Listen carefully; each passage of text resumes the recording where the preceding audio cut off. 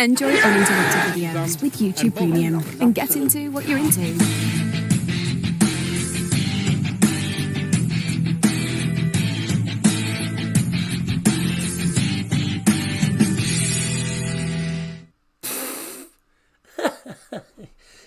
I'm glad I stopped that advert before that happened. What a good start. Good afternoon. Good afternoon. Try that again. Good evening and welcome along to tonight's live stream. It's Manchester United taking on Tottenham Hotspurs away at the toilet seat in the Premier League. United looking to get themselves even further ahead of the chasing pack in the Premier League with a win tonight against Spurs, who were absolutely dire against Newcastle United at the weekend. But it's a big game for United, of course, as United look to extend the lead and also secure their place in the top four for another few days, and potentially also potentially in the next 2 or 3 games secure their place in the top four and get themselves into the Champions League group stages for next season. Kick-off coming up at 8:15 this evening. I've just gone live at this time because we normally go live around 7:30ish, don't we? I just can't be bothered to go live at 7:45 instead, so I thought we'll go live at 7:30 instead. It's a better time, really, I think, for most people, compared to bloody 7:45. It's just a bit of a strange time, isn't it, for a lot of people? But thank you for joining us. If you have tuned in, make sure you get involved in the live chat, of course. Get your predictions as well in. I say Thursday night, back on the streaming again. Just do this.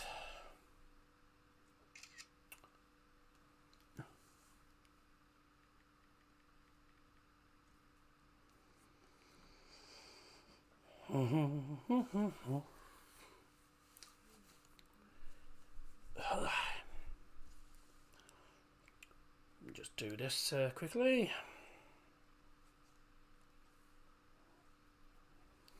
Right, there's that, and then won't be a sec. Let me do this.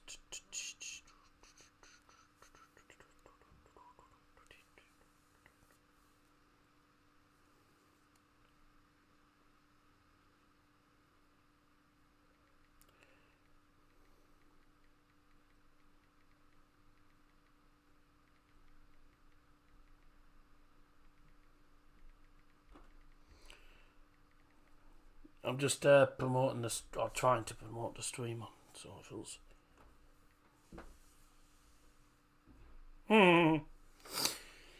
He's not wrong about that, though, is he? Not wrong about that.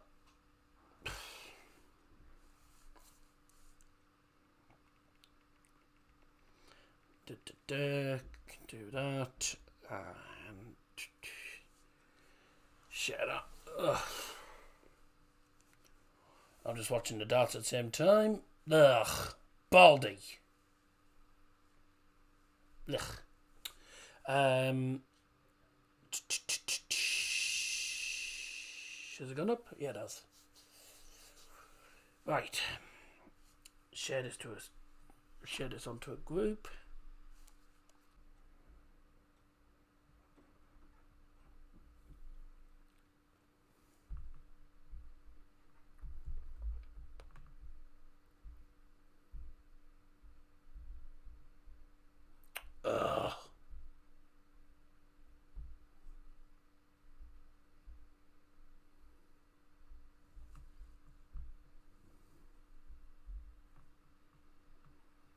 Great, my Wi-Fi browser's crashed.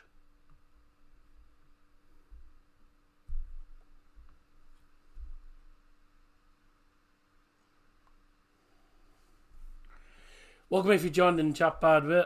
Won't be a moment. Trying to sort out. Just got a small technical issue I'm trying to sort out here.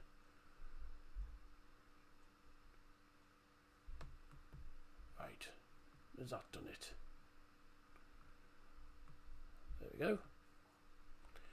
for some reason my web browser decided to crash, and OBS was having one of its funny moments. I think it's because it needs updating, but I keep skipping the updates because I haven't got time to update it when I'm about to do a bloody stream. So that's why. Once I've done this stream, I'll see if I can update it. Anyways, welcome to the stream. If you joined us, thank you very much. Apologies for technical issues just before there. Thank you everyone who's tuned in so far. Not many in, which is a bit unusual. So we normally have the main regulars in, but at the minute the only regular we've got in is Nick. We normally have a lot more regulars than this in, and we haven't really got any of the regulars in at the moment, so it's slightly unusual. But I think a lot of people have forgotten that today that the kickoff is at 8:15. So we'll probably got more people in sort of as the stream goes on. Ipswich up on Saturday, Man United 3, Spurs 1, going your way for once. About time you did and all. Welcome Nick, hope you're doing well. Yeah, well, I think it looks most likely that we're going to be seeing Ipswich and Plymouth Argyle in the Championship next season, and that, by the way, would be that would be expected for Ipswich, but I tell you what, it'd be a massive fairy tale story for Plymouth Argyle. They've just come out of nowhere, really. They missed out on the playoffs last season. I thought they were going to again be in the playoff place. I didn't expect them to be in the title race, that's for certain. So they've done really remarkably well. But Ipswich, back to business as usual. It's took them long enough to get out of the league, and I'd be very surprised if they bottled it now. Anyways, let's have a look at other comments. Doku AP. Alright, mate, it's Reese from the Borough. I do the stewarding for the matches. How you doing, mate? I would probably know if I saw a photo.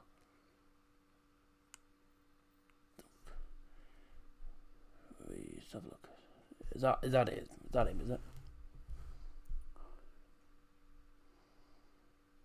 Oh, yes, I do recognise you. Yeah, I do recognise you. Are you on the I think I recognise you. You on the stewards for the West Lower? Because if you are, then yes, I definitely know you. If not, then I probably won't know you. I know the stewards in the West, down in the West Lower. Realistically, if you're in the West Lower, then I'll most likely know who it is. But thanks very much for joining. I'm not too bad. I say apologies to everyone, by the way, for not doing the Borough game against Luton on Monday night.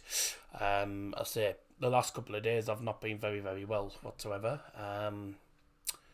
Sunday night I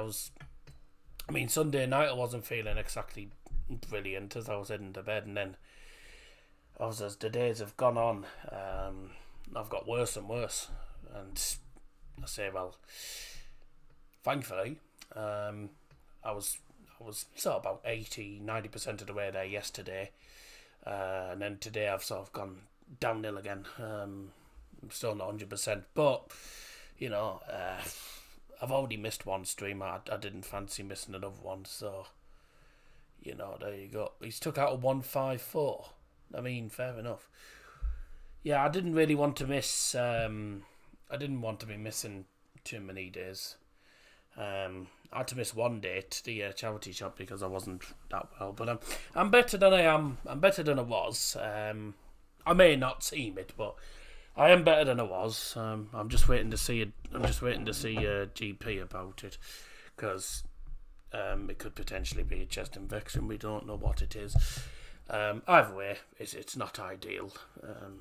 So yeah, but we're back where we belong now. We're back where we belong. Back doing the streams, and hopefully tonight's a good stream. Thank you everyone who's joined us so far. We're starting to get the regulars in now. Here we go.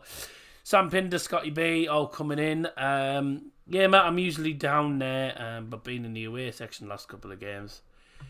Yeah, I'd probably recognise you if I saw you, but I probably can't remember exactly.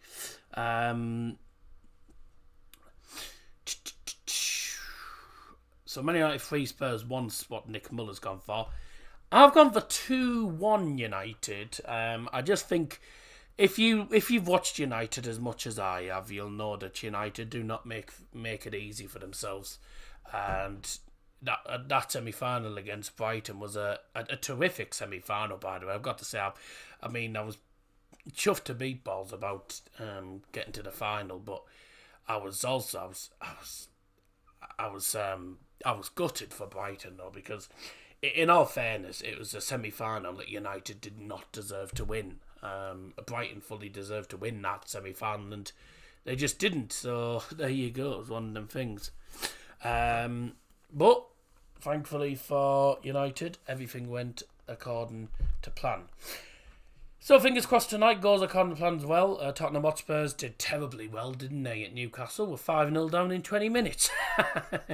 And fingers crossed that's the same tonight, but I can't see it.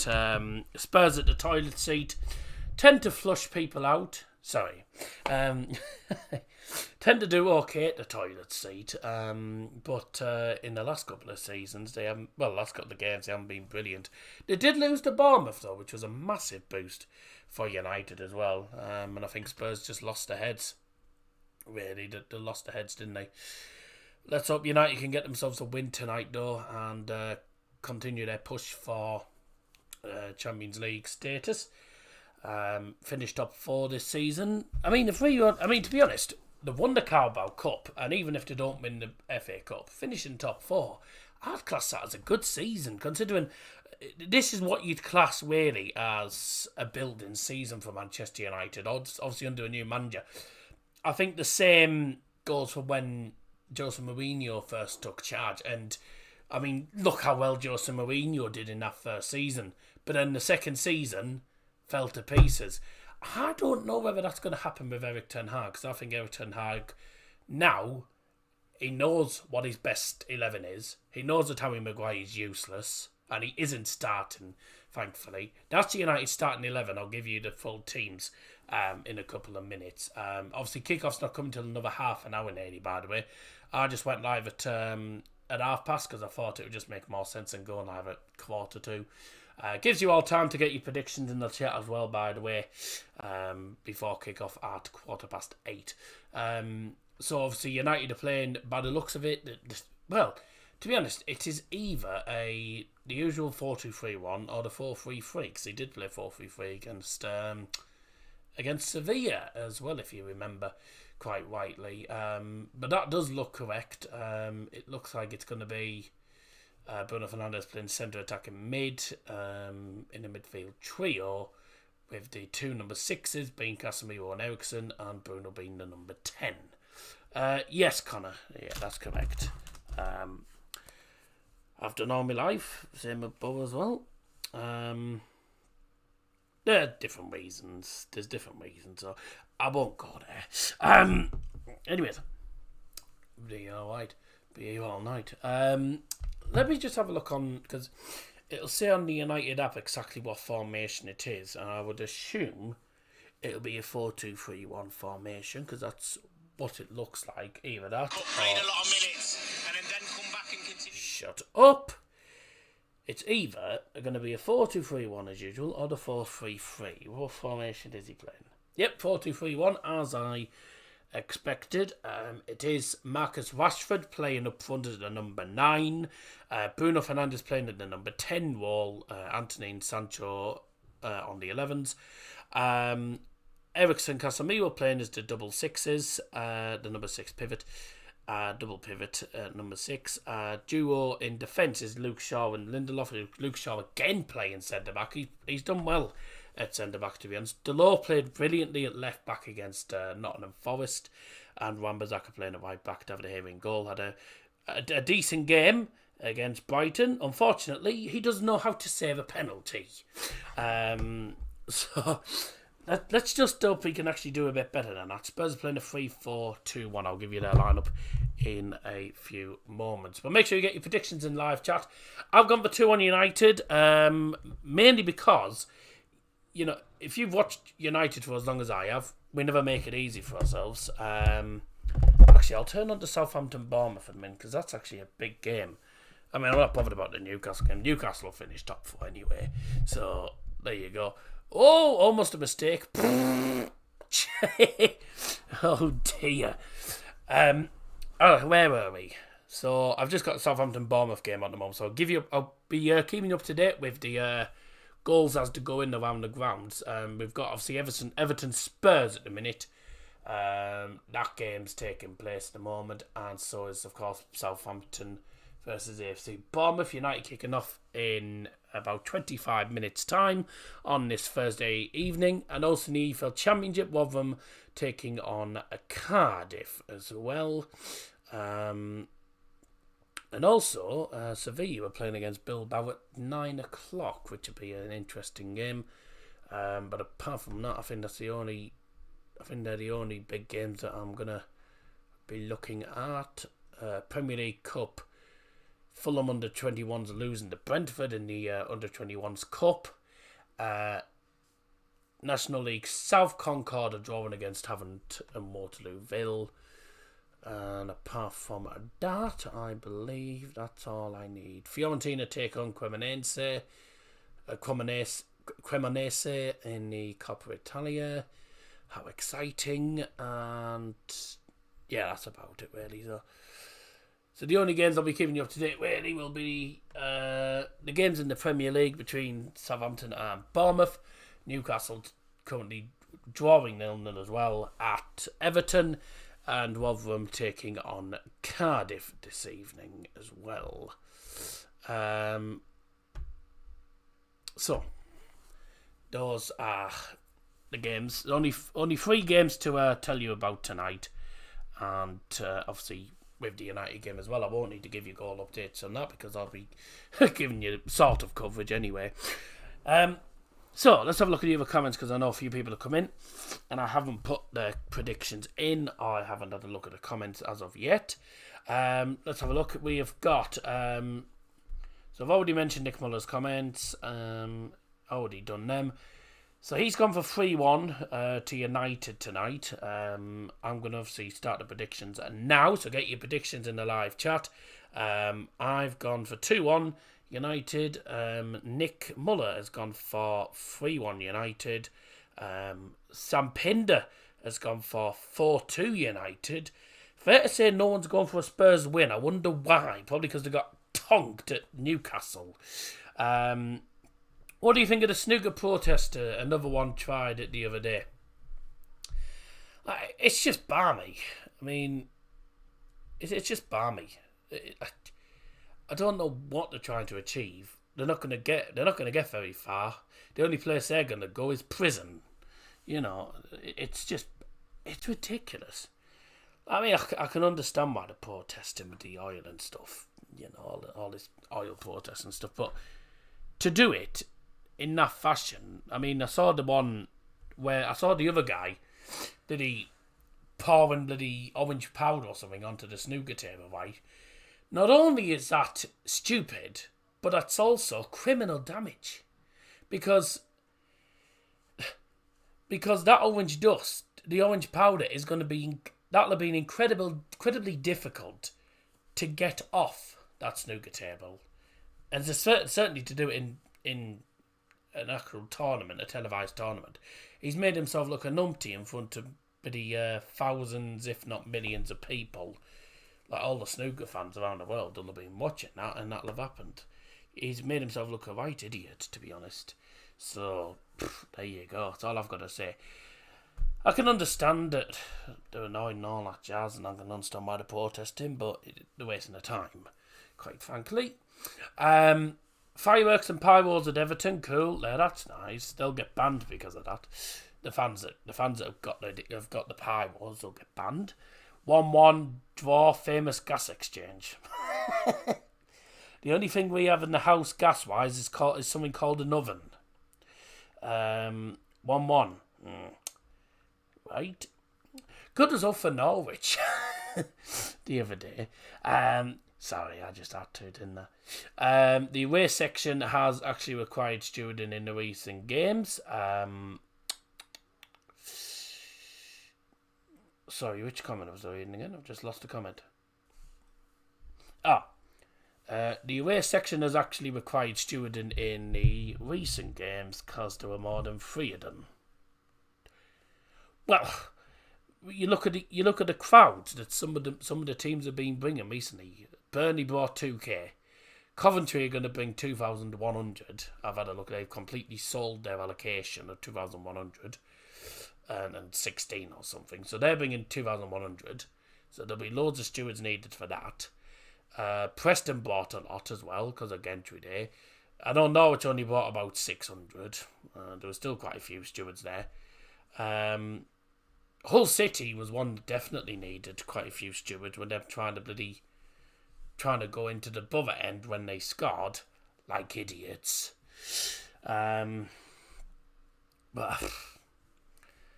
it is true though. I mean, the best place really for stewards is probably the away end. That's where they'll be needed the most because, I mean, there's loads of stewards in the West Stand. We have loads of stewards in the West Stand. And in fairness, there's no one in the West Stand that really causes trouble. We don't really need stewards as such in the West Stand. Not barely anyone in the West Stand would go on the pitch. No one in the West Stand goes on the pitch because they know the bloody rules for starters. And if you go on the pitch, you're daft. Unless obviously if it's at the end of the game, I can understand. But doing it during the game, which I've seen on many occasions this season, it's ludicrous. So, but I can understand why. I mean, they are trying to get more stewards in as well. So you can understand it, I suppose.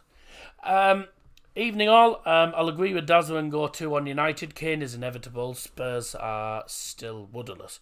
Mate, Spurs have been garbage, certainly the last couple of games. I mean, the only one who's really looked like scoring the last couple of games for Spurs has been, of course, Harry Kane.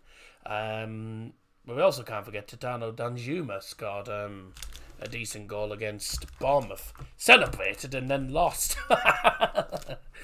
Don't celebrate against your former team. Doesn't go down well at all. And, Spurs just look so sloppy defensively. I mean, they must be doing bad if Danny Wars said in an interview or something, how am I still unemployed? Like, I'm not going to lie. You put a Borough defence in there instead of Spurs. Surely, we would probably defend better against Newcastle than Spurs would have done. Certainly at the minute. I mean, I thought we were rather unlucky to come away with no point against Luton, but it didn't really make a difference, did it? We probably didn't do enough to win it and to get robbed by the referee. That sounds about right, doesn't it? It sounds about right, doesn't it, for the EFL Championship? But it's one of those results you can't dwell on. But I agree, Spurs really they look sloppy. I mean, will you go to Man U away if you go up? No. Do you think I'm going to be able to get tickets for that anyway? It'll probably be something like bloody New Year's Eve or something when I'm not available on New Year's Eve normally. So that's what it was last time, wasn't it? I'll go to United Dome obviously because I'm of my season to get older. So it'll be interesting to see how that happens. But back to Spurs, they really look sloppy. They look sloppy defensively. I mean, there's still a threat going forward, obviously. I mean, if anyone's going to score for Spurs, of course, either Harry Kane or possibly Son. But Son doesn't seem to be at it, does he? He doesn't seem at it this season, does he? Certainly in the last couple of games. Something just doesn't seem right with him at the moment. Danjuma came in though, and he played alright, but I think, the fact that obviously Ryan Mason's now in charge, it won't be as easy as a lot of people predict tonight because Ryan Mason's record in charge of Spurs as caretaker is actually decent. He's got a fairly decent record as the Spurs caretaker manager, whatever you want to call it, or interim. So I don't think it'll be as easy as a lot of people think. And, to be honest, I think it was harsh getting rid of the of that manager. I can't remember what his name was. Because for me, I don't think it was all down to him. I think it was mostly down to the team. I think a lot of the team are either tired or they just couldn't be asked to do anything. And Newcastle at the moment, I mean, the way they're playing, they look more likely to be champions than anyone else this season. Unfortunately for them, though, they're miles behind. But, if anyone probably deserved to win the league this season, it would probably be Newcastle, I hate to say, because they just look too good at the minute this season. They really, really do look good. And if they finish in the Champions League spot, then you can't say they don't deserve it. It's no more than they've deserved, because they've been absolutely magnificent this season. Eddie Howe's done a magnificent job, and I know that in a way that they're an oil club now, because obviously they've got oil money, as everyone calls it, rich billionaires, etc. in the club. But even still, it's all right getting loads of good players in, but it's whether they fit. It's whether they suit the style of play. And Eddie Howe, the way he plays football is brilliant. The minute they get the ball, they don't mess around with it like Borough do, passing it around the back and all that jazz. The minute Newcastle get the ball, they go straight forward. They're putting you under pressure. They play really good high press, and and it's got them results. It really has got them results. And that 6-1 result against Tottenham is probably their best result all season, and a big result as well, because that means that they've extended a gap between them and Spurs. We can extend the gap between us and Spurs tonight to, I think, 9 points. Plus, also, by the way, well, it's not really Spurs we need to worry about as such for top 4, because it's Aston Villa at the minute with their form. They're on brilliant form. Bournemouth have just taken the lead. Ha ha ha! Bournemouth have just taken the lead. Bloody hell. Oh, it's offside. I thought it was a perfectly good goal. Ooh, well, I think he's on. I think he's onside. I don't know. If you're watching the Bournemouth game, by the way, on BT Sport 3, I reckon VAR might give that. We'll see what happens anyway. Other commentator, who are you hoping Borough get in the playoffs? I don't know, because there's not much to separate the sides in 5th, 6th, 7th and 8th. I mean, the top 6 is still in the balance. Obviously, we can't be caught in 4th place, but I don't know who I want, to be honest. I mean, I wouldn't really mind West Brom. Another couple of points, another win against them would be great. Coventry away wouldn't be easy. Coventry at home we'd probably beat. It's difficult, really. I don't know. I don't know who I'd want, because regardless of who we play, we don't have a good record in the playoffs, so it doesn't make any difference. We still never win it. So, you could play us against one of the worst teams in the league and we'd still struggle in that league, in the playoffs, because we never do well in the playoffs. Goal has been disallowed. Bugger. So, I don't know. I mean, I'm not really bothered at the end of the day, because they always say if you want to be the best, you have to beat the best.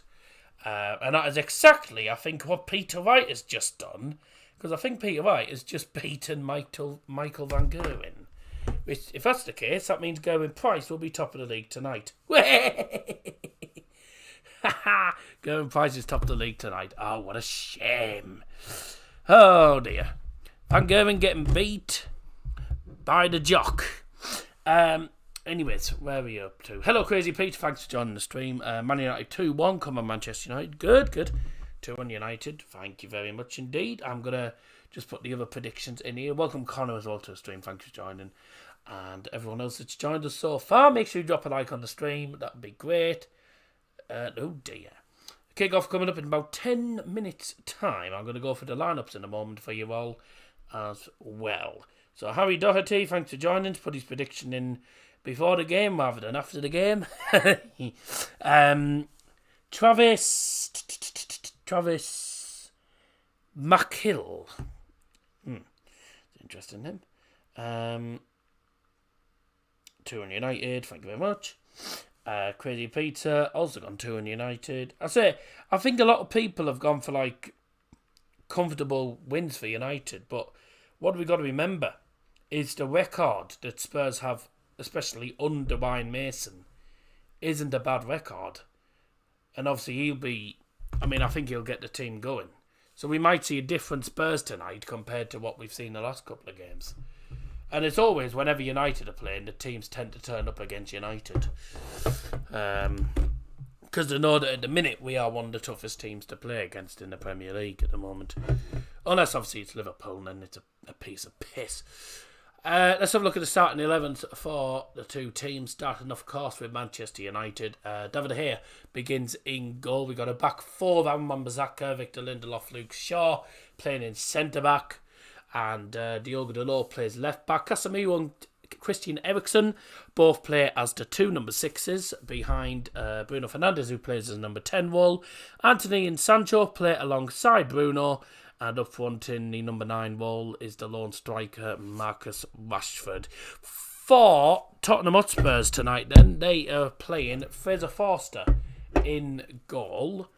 2 seconds. They've got Fraser Forster in goal. They are playing a 3-4-2-1 formation according to the United app. We'll see whether that's actually correct or whether the United app's got that wrong.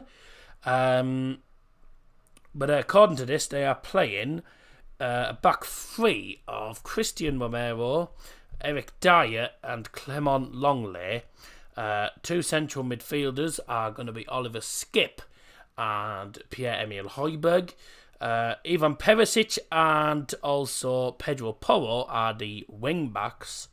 Ahead of them is Heung-min Son and Richarlison behind the lone striker, the captain, Harry Kane. On the bench for the two teams, United have got Jack Butland on the bench, Brandon Williams, Tuan Malacia, Fred Palestri, Marcel Sabitzer, Anthony Martial, Anthony Elanga and Wout Weghorst. So Rashford playing up front, an important role for him tonight. And Spurs, they've got Austin on the bench with Tanganga, Davinson Sanchez, Pape Sarr, Ben Davies, let's have a look here, Mundol, Lucas Moura, Arno Danjuma, and also Dejan Kulusevski. So, two fairly strong lineups, I think, really, for United. United are playing probably their strongest lineup and probably the best lineup we've had all season. Spurs still playing a fairly strong lineup, obviously. Lucas Moura, Danjuma, Kulusevski, Sanchez, all on the bench. They're playing the back three, though, which can sometimes work and sometimes it can't. Certainly with the way United play, because obviously United always seem to attack from the back as well, and obviously Wan-Bissaka and Diogo Dalot, they always seem to like making overlapping runs and supporting the likes of Anthony and Jadon Sancho. So I don't think it'll be the easiest game that we've had all season. I don't think it'll be easy.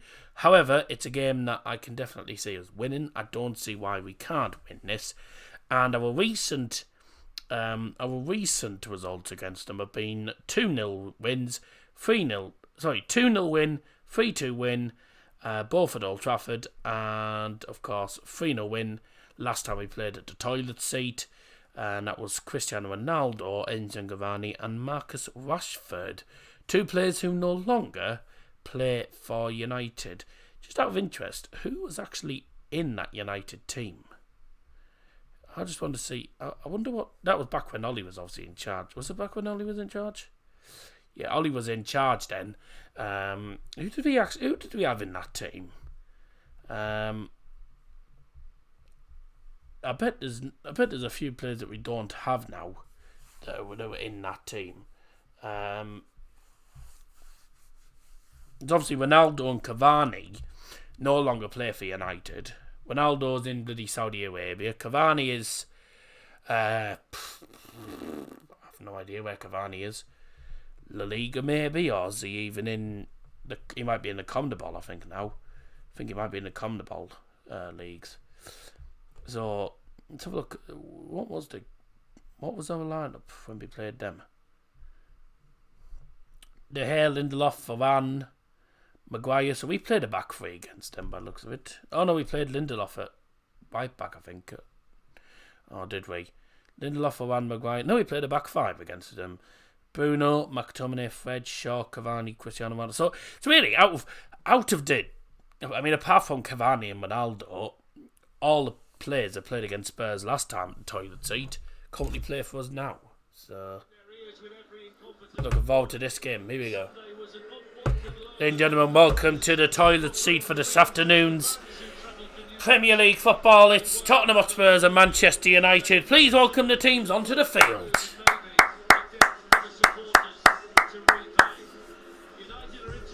Come on, boys.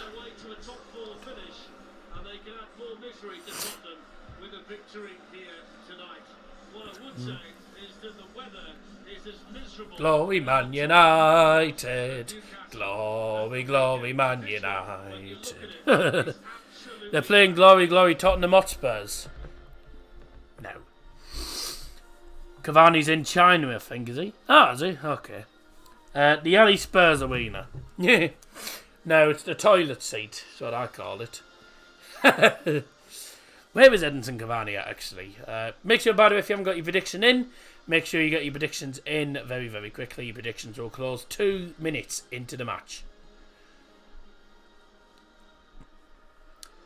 He is currently playing. Yeah, I thought he was in La Liga. I thought he was in La Liga or the CONMEBOL leagues. He's at Valencia. And he's played 19 games, scored 5 goals. Not bad for a 36-year-old. He's doing alright. Is he playing tonight? Because I think Valencia are playing tonight, actually. Is he playing tonight? Looks like Cardiff. Cardiff have a big chance, which normally means that it's going to be a goal. Normally means it's going to be a goal. Just have a look. Is he playing for Valencia tonight? Yep, there's a goal. No, so he hasn't scored. Is he starting? Yeah, he's starting up front for Valencia. Ah, yeah, at least he's getting game time. Cardiff 1-0 up at Rotherham.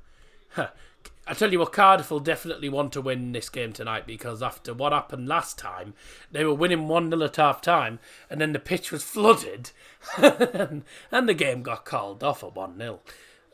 So, there you go. Right then.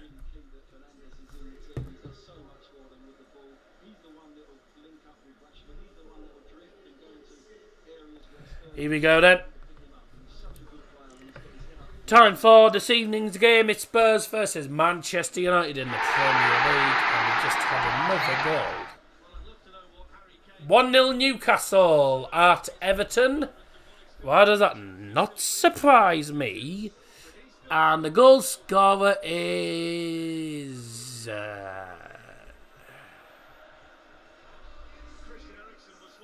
Callum Wilson. Why does that not surprise me? It doesn't surprise me that at all. Callum Wilson's a very good player. There he is. Ryan Mason is in charge of Spurs again. He's got a decent record. He has a decent record as the acting manager for Spurs.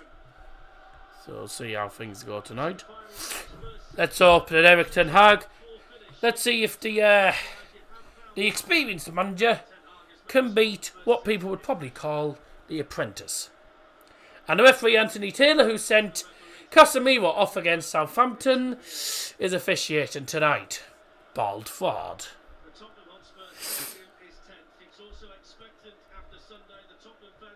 Oh, not again.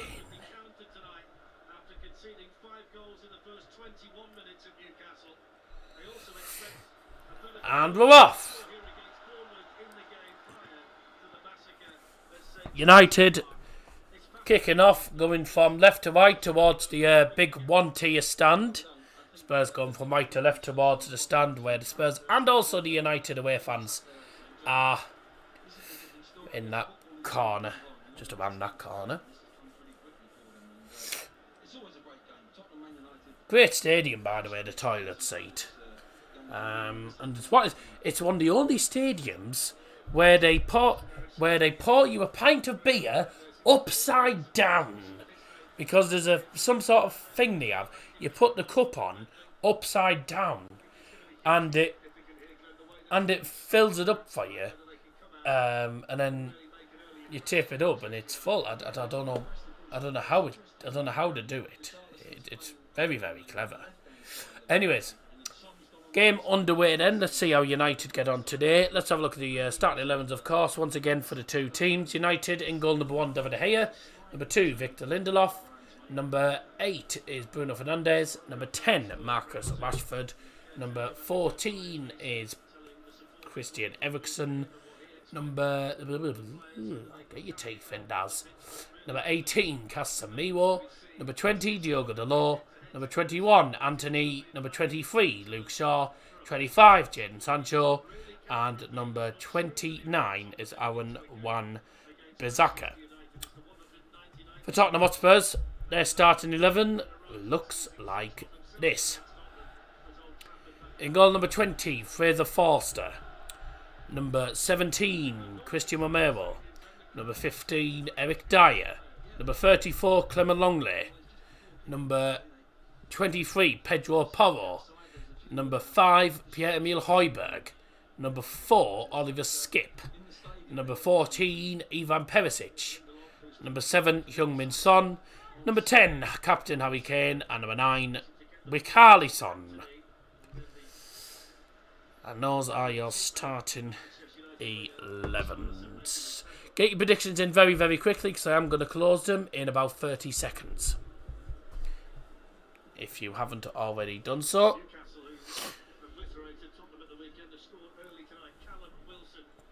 So Callum Wilson has the first goal at the game between Everton and Newcastle. United currently drawing 0-0.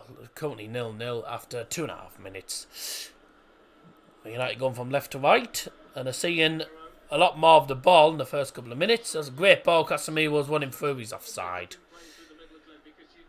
And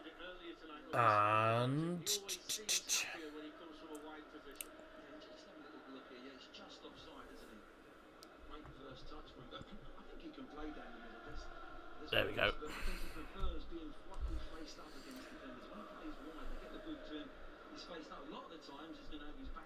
Pin that. There we go. Good night. Right. So that's all that. That's that done.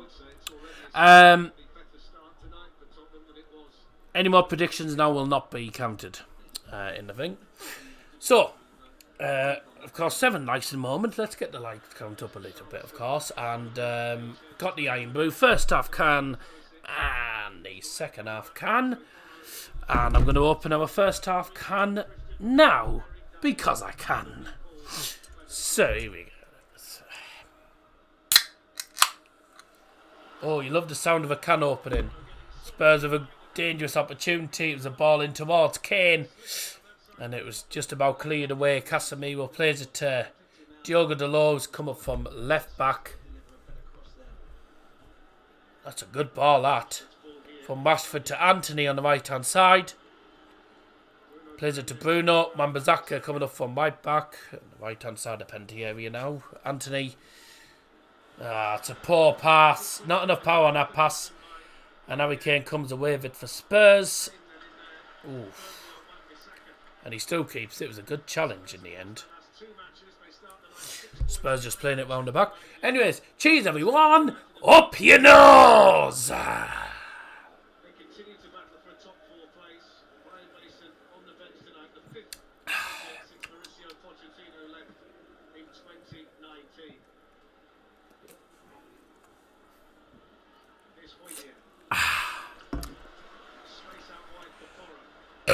Excuse me.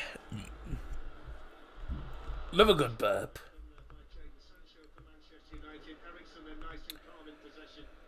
Well done, Eriksen. Good old up play there. It's a good shielding the ball as well, that was. So Spurs will be looking to win the ball off us every single time here. About 5.5 minutes in. Spurs having a fair share of the ball at the moment. I mean, that was a good ball, wasn't it? Not straight to Luke Shaw, who's playing centre back today, by the way, alongside Victor Lindelof.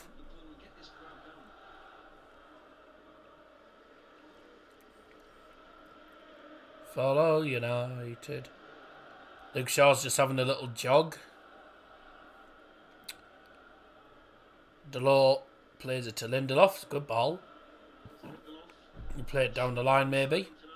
Yep, straight through the middle. Rashford on the one. Manages to skip past the challenge. Plays it to left-hand side. Sancho goes for the shot. And he's right foot. Get in! What a goal! Get in! Jadon Sancho with a brilliant finish. All from a great Rashford pass. 1-0 United inside 7 minutes. What a start. Get in. Come on. Manchester United's goal scored in the 7th minute for number 25, Jadon Sancho. United. Get in.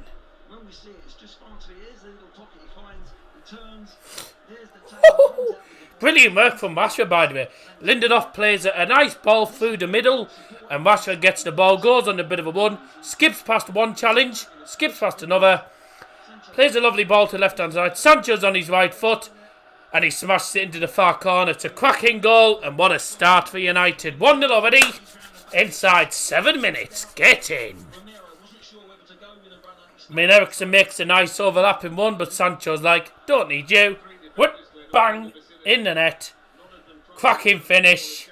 Ten Hag quite simply just goes, yes. It's a great goal. Good start as well.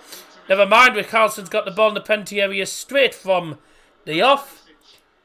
And oh my God, that could have gone anywhere, that, you know. Great start. 1-0 already in 7 minutes.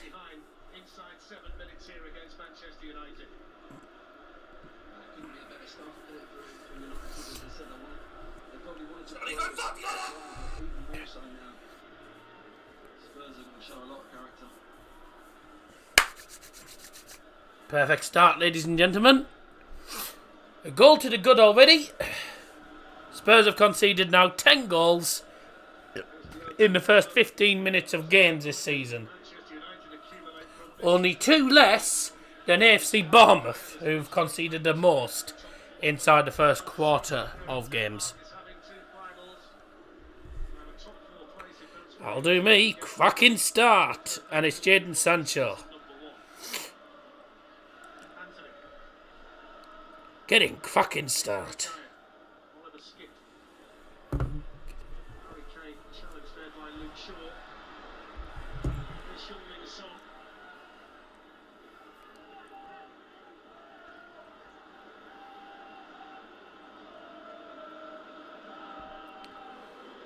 I'm just doing a tweet here.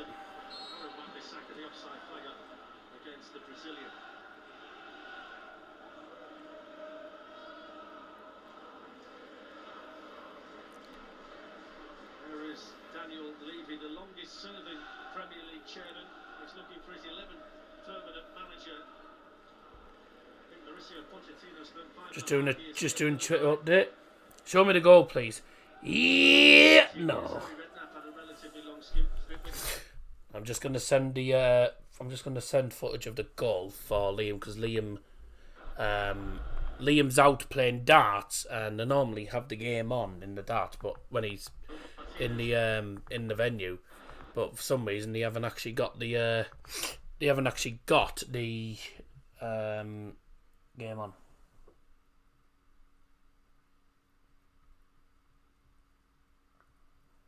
Great finish.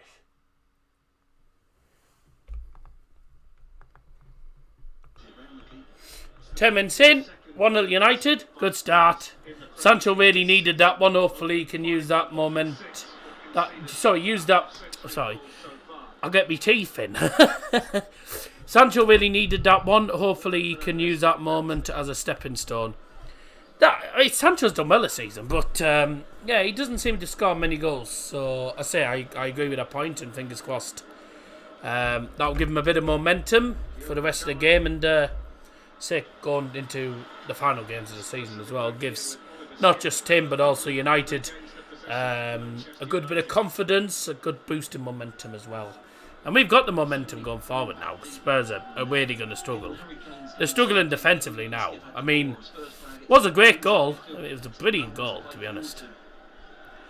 So, but I think Spurs fans will be annoyed at the fact that Sancho was given far too much room on the left-hand side, and then they didn't close him down quickly enough, and he just literally bent the shot. He just literally curled the shot round the defender. They didn't close him down quick enough, and he just went, bang, thank you. Foul on Rashi ref.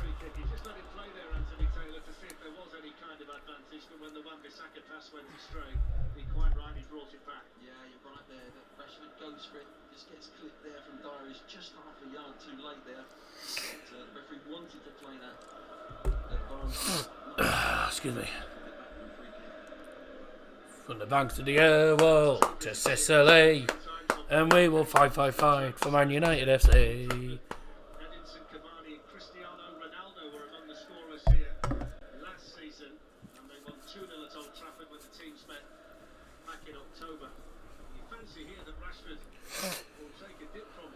Oh my God.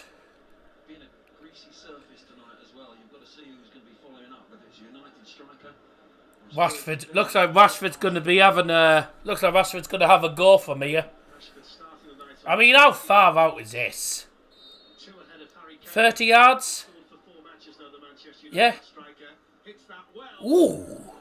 I mean, he hit it well. Just didn't have enough direction on it. Goes right at the post. I think he was trying to go for the keepers. No, he's going for the keepers near post. Try and catch Fosterbox. He should have just knuckleballed it straight over the ball.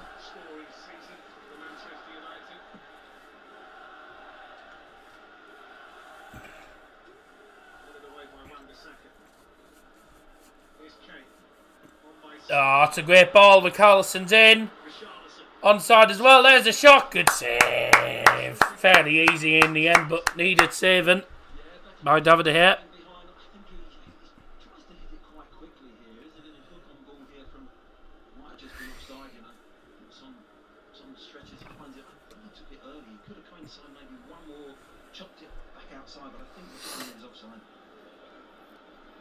Yeah, De Gea did well, to be honest. I mean, haters will say, oh, it's easy, it's straight at him, but still needed saving. There's a few keepers in this season that have actually let the ball go through them. You know, chances that, you know, shots that they should have saved easily that have ended up going through them.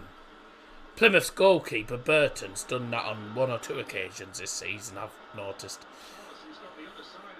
Carlson has the ball again from Bazaka. Don't foul. Plays it to Kane. Oh, he's tried to play in Youngmin Son. Good idea.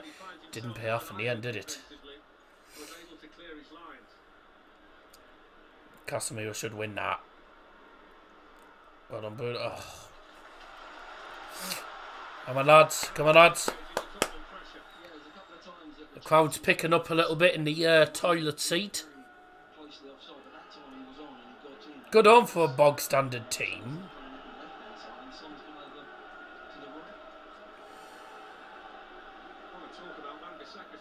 I know it's called Tottenham Hotspurs Stadium, but everyone calls it the toilet seat.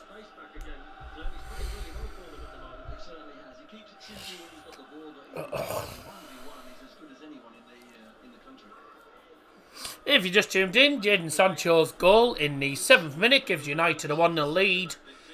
15 minutes in at the toilet seat between Spurs. I called them Spuds the other day just as a joke, but Spurs and United at the toilet seat. We're going to flush Spurs out of their own toilet as it stands at the minute.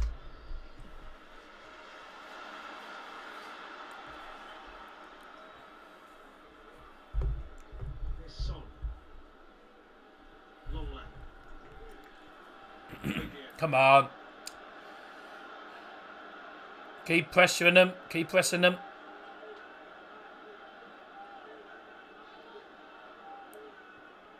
I know they've been poor last couple of games, but still, they can still be a threat going forward. So you can't take these lightly at all. I mean, we're not going to do a Newcastle and smash them bloody 6-1 because we're not Newcastle.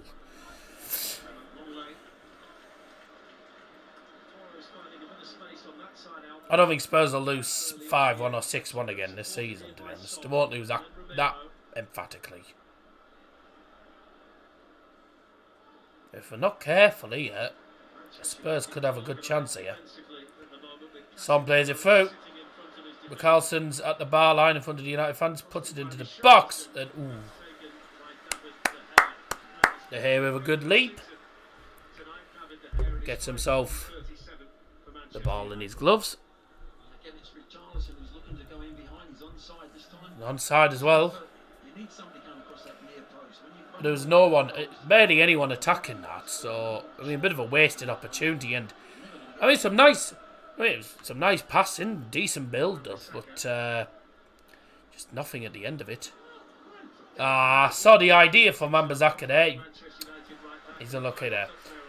Wan-Bissaka tries to play a bit of a curling cross towards the far post, towards Sancho, but there's nowhere near enough power for it or accuracy to go to Sancho.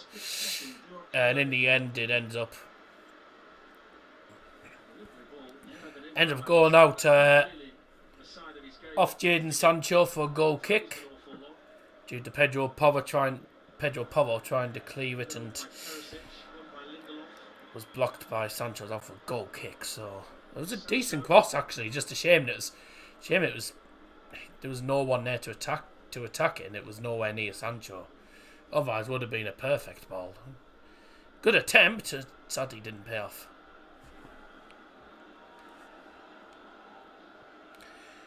Yeah, we're doing alright so far, aren't we? 1-0 up in 17 minutes. Just under halfway through this first half. Just have a look at the latest scores for you. Almost at half time in the Everton game against Newcastle. Goal from Callum Wilson's given Newcastle the lead, going. They're almost at half time there. Southampton Bournemouth 0-0. Bournemouth had a goal disallowed for offside. That's 0-0. Cardiff leading by goal to nil at Rotherham. They are 31 minutes in. They kicked off at 8 o'clock. We kicked off at 8:15. So we are the late kick-off this evening. Why they didn't just kick us off at the same time as everyone else, I don't know. Shoot! Sancho again! Blocked! Saved again! Yeah! Oh! I didn't know what I was saying there. Sancho with a shot, blocked. Sancho with a shot. Took a deflection and then headed off the goal line. It should have been 2-0. Can't believe Sancho didn't score that. I didn't know what I was saying there. It's save, block, save, block. It's blocked. It's getting me teeth in the wrong place. So, either way, was almost. I mean, that should have been a goal.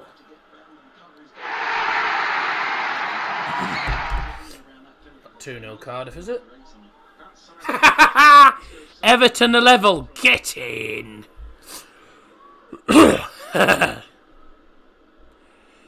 Goal for Everton scored by Dominic Calvert-Lewin. Good.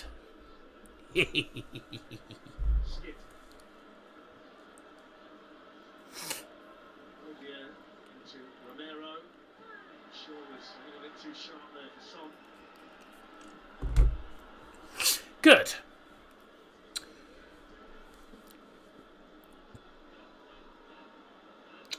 Bank holiday weekend this weekend. But a lot of people are looking forward to an extra day off.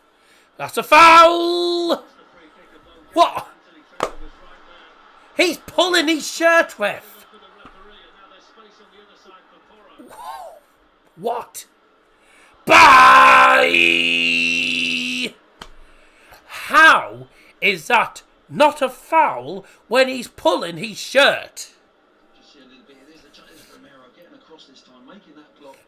And Perisic just off the defender. I tell you what, Romero makes 2 brilliant blocks and then it's headed off the goal line. This is the Sancho chance. Headed off the goal line by Perisic. They got lucky there, Spurs. It's great headed clearance from Perisic, but I really... free kicks given to Spurs. I want to have a look at that because I could have sworn... What was that? Everton goal disallowed by VAR. Yeah. Newcastle United. He pulls his shirt. He's pulling his shirt. I don't understand that. Pulls his shirt in it. Anthony's got his hand on him as well. So Anthony's sort of pushing him as well. Oh, really? Get up, Richarlison.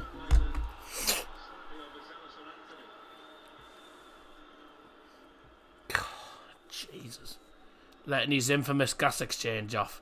No, I haven't actually, so I don't know what you're on about.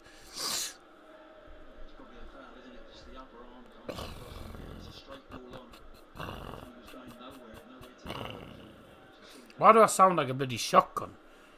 Probably because I'm full of mucus.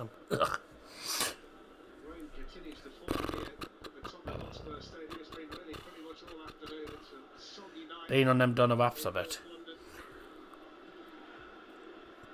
No, we had a Subway actually. I haven't had one for ages. It's quite nice actually. Go on, Sancho. He's played it to Ericsson. What the? Why is the balloons being sent on the pitch? Why have we got balloons on the pitch? What the?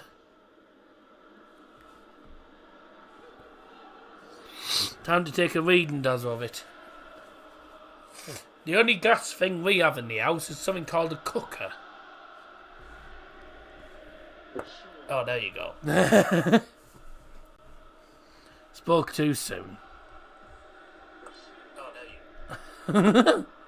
Subway sandwich costs around £6. Yep. He hasn't had done a kebab in a while, it seems. I haven't been having done it that much anyway because I like Donna, but you know, I don't have it all the time anyway. Goes off every month. Looks like a bin bag, not a balloon. Oh, they said balloons. No, they're definitely balloons. Yeah, I think so. They're not cheap. They're not that cheap now. They've gone up in price, but still, it's a one-off. We haven't had a Subway in ages, so and I mean ages. I don't think I've had a Subway. To be honest, I don't think I've had a Subway all year. I don't think I've had one in 2023, to be honest. I may have had one. I can't remember.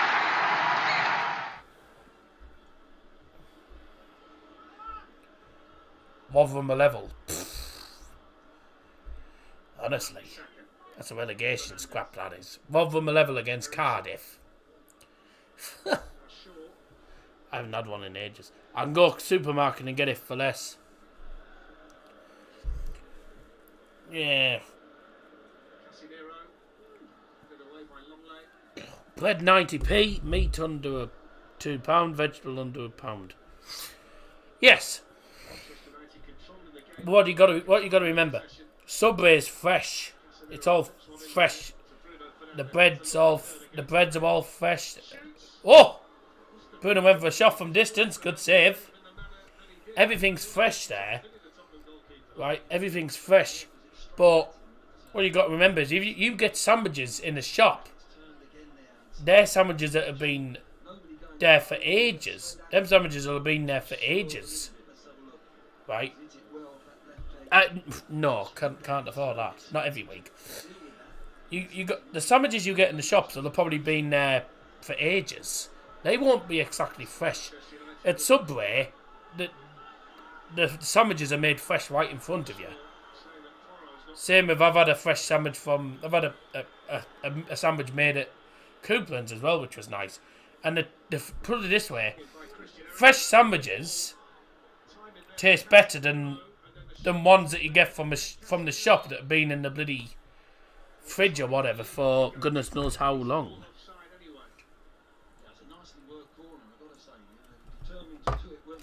Decent corner, just sadly, well, came to naught.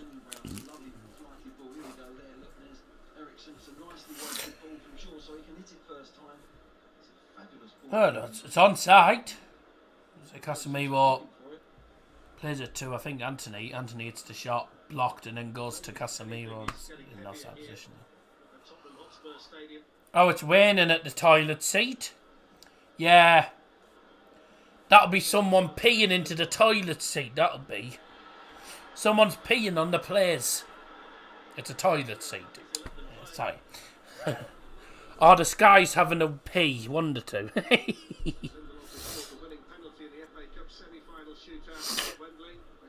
Meal deals are not famous man standards. I'll have a meal deal from Coupland's in the town if I'm working at Scope. Then that's a charity shop, by the way. If I'm working at Scope, then I might, because that's alright. You get a freshly made sandwich.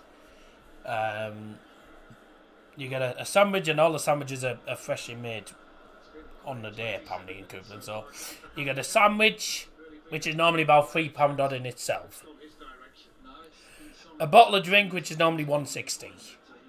And a sausage roll, which is normally about 60-70p. All that, right, would normally cost about £6 or something. Would normally cost about £6 or something, right? Because it's a meal deal, £4. So you're paying for the sandwich, and you're only paying 40p for the bottle of Coke. You're only paying 40p for the bottle of Coke, and you get a sausage roll free. I mean, that's not bad when you consider how much it normally is. It would normally cost about £6.40 or something for all of them, right? £4.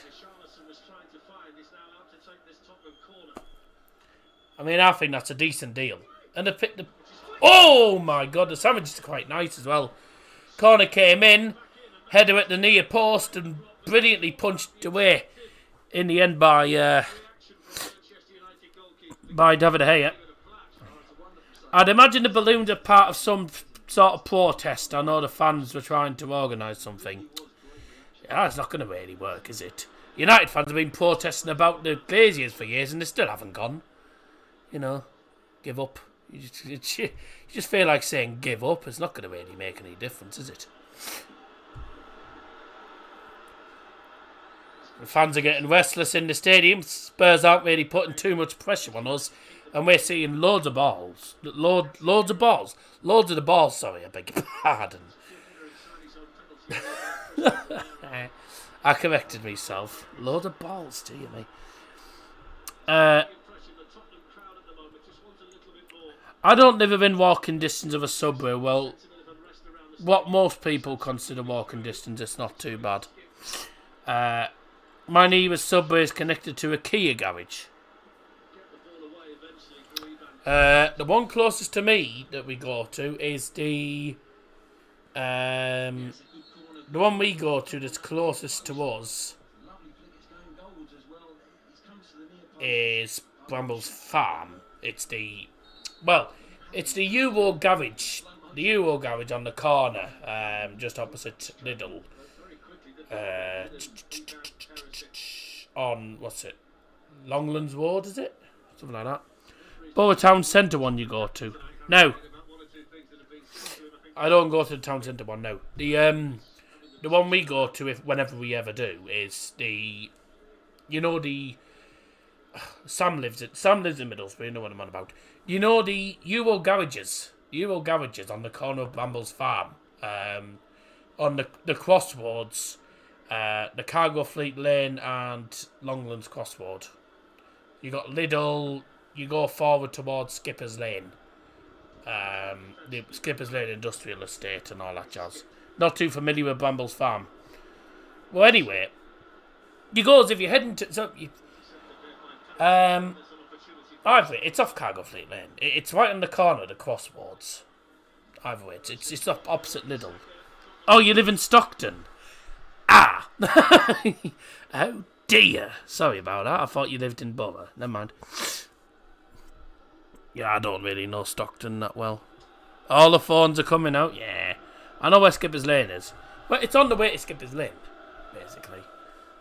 The industrial estate. We're coming from Middlesbrough End, heading up past the crossroads towards the retail estate, where all the shops are, you know. You know what I mean? It's on the right-hand side, where them lights are. What a good corner that wasn't!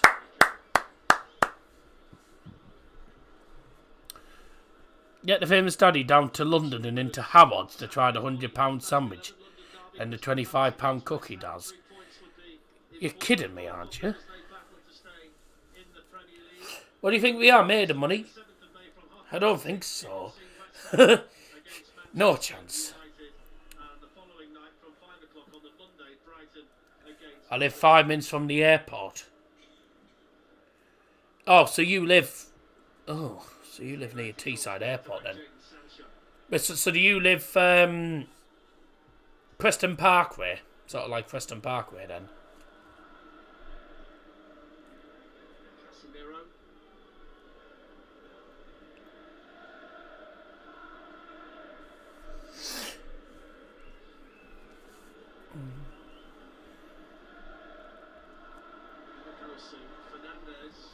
I mean, it does look like a nice cookie, but... Oh. It's expensive, though. So you live in Preston Farmway. So you live not far from Preston Park. So sort of... Yeah. Would you eat it, Daz? Probably, but I wouldn't pay 25 quid for one. That's just ridiculous prices. Maximum I'd pay for one. I mean, it is fairly big. I can understand why it's that price because it's pretty big. It's pretty thick as well. The cookie, by the way, is pretty thick. The cookie is pretty thick. It's a bit like a cake, isn't it? So I mean, I can understand why it's that much, but I wouldn't pay any more than I probably wouldn't pay any more than 10 quid if that. Oh. Almost offside. I wouldn't pay any more than 10 quid for it. It's a bit like it's a bit like a cookie cake, isn't it?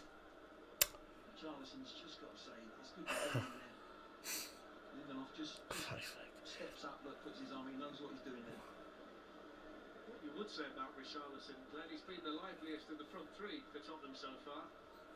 I know someone's going to say I know someone's going to be dirty-minded in the chat, but I did correct myself. In between the centre back and the full back and goes from that next to those positions.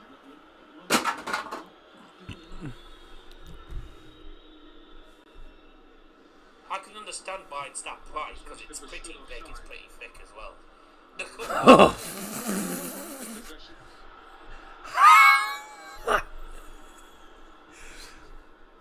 That's what you call, ladies and gentlemen, an innuendo.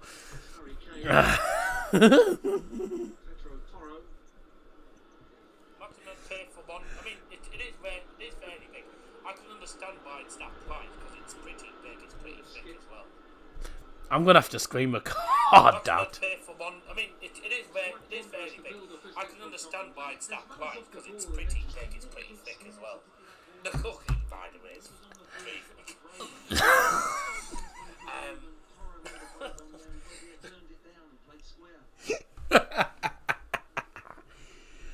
Oh, I can't believe I just did that. Oh. That's gonna kill me.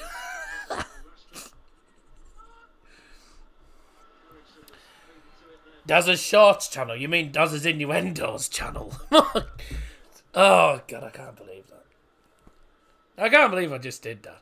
I immediately, though, corrected myself because there's some dirty-minded people out there, and to be honest, There's loads of people out there who probably thought I meant something else. That's why I corrected myself.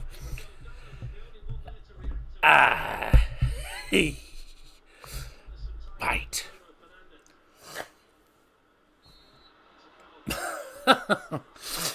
I ask you.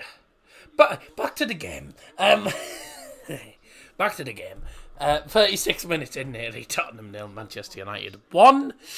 Big goal from Jadon Sancho. Great goal as well inside 7 minutes. It was a perfect lead early on. The passing the ball to Richarlison. McCallum's not able to do much with it after time. 1-0 Newcastle. Newcastle. No, the Black Cats, mate, is Sunderland, not Newcastle. Do you go to this town centre, Mackies? Yes, because I work next door. I work in the charity shop next door. Well, some days I do, yeah. I'm in the charity shop next door working, so I do sometimes, yeah. Missed comment. So I've handed you £20 now. Tell us what you'd get in Subway. I don't know. Daz works at Cineworld or American Golf. Oh, sorry, I thought... Oh, yeah, there's two. Sorry, there's... No, there's two. I forgot there's two town centre McDonald's. There's the one near the cinema. And there's the one opposite the Cleveland Centre. And I thought you meant the Cleveland Centre one. If you're on about the one near the Cineworld, no, not very rarely. I thought you meant the one opposite Cleveland Centre, like on Linford Ward one. Because that's... I'm in the charity shop next door. Don't need voluntary, but gets me retail experience and I enjoy it, so, you know. What would you have in Subway? I'll tell you what I had today. Ham chicken tikka. I go to the Cineworld one before matches sometimes. Some people do, but yeah, I don't. Itchy nose. Where was I? Oh, sorry. I have ham, chicken tikka, cheese. Well, I have double cheese, don't I? And that's about it. Handed you 20 quid now. Tell me what you would have in Subway, go. Probably just the normal, just the standard thing, really. Just have the foot-long sandwich. Foot-long sandwich. What I've just told you there. That should be 2-0. Oh, good save, good save. Get the sandwich. Get the sandwich and a drink and probably a packet of crisps. I don't normally get sides. Oh, and also if they have them, I like the caramel, the dairy milk caramel muffins that they have in sometimes. But that's about it. Is the tikka nice? Yeah, it's nice. It's quite nice. It depends. It depends if you like things like that, because you can have chicken tikka that's... Ooh! Tell you what, Spurs having some decent opportunities. They're doing alright. No, I wouldn't be having a cookie if I was having the muffin, mate. No, not the donuts. No, not the donuts. The muffins. Muffins, mate. The chicken tikka's nice. It depends... It sort of depends on how you want it, because it depends how you like it, because whether you like... If you... Gotta be careful there. If you like the chicken tikka, like if you like... I mean spicy stuff. If you like mild, then it's probably not for you, because it's certainly not mild. It's got a bit of a... It's got quite a kick. But if you like spicy food, then yeah, it's fine. I mean, I'm alright with spicy food, to be honest. I mean, I like doner meat, and that's sometimes a bit hot, isn't it? Go on, Anthony. Drive. Wait, Cardi hasn't got a car, has he? That's a cracking ball. Rashford on the half volley. Oh, it's a great save again. Foster's making some brilliant saves. Why can't he be this bad? Then again, Hugo Lloris conceded 5 to them. Apparently you work in the US. Oh. Yeah, I'm not going to even repeat that comment. The Tesco tikka wrap is nice, but doesn't have that much of a kick. Yeah, I mean, I'm alright with spicy food. I don't have spicy food too often because if I do, I'll end up crapping all night, you know. A free kick given to United and Højbjerg's 5th booking of the season. I'm just going to send this to...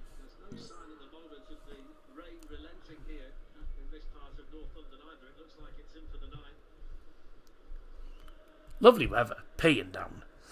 I just sent that clip to Liam and the Liam, Harvey and Jack.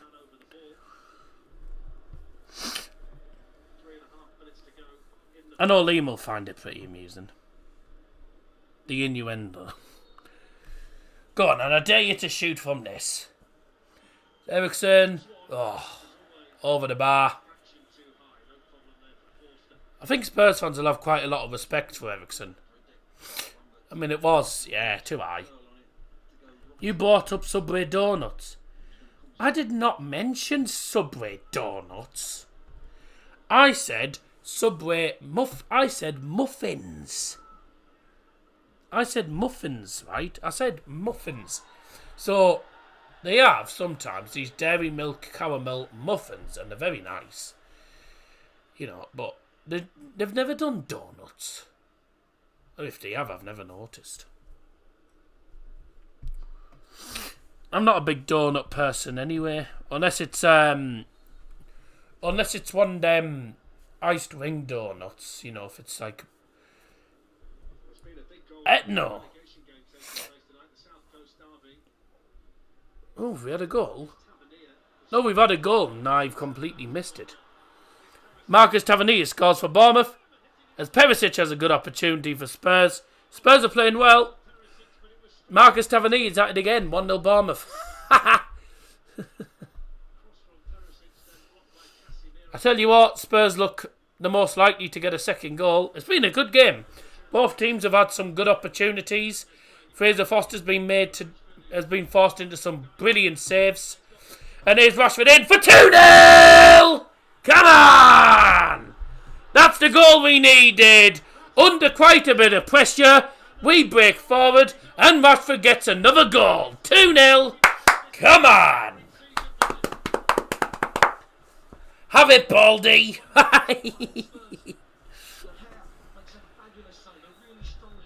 2-0 United. Rashford. Goal for Manchester United scored in the 44th minute from number 10, Marcus Rashford. United.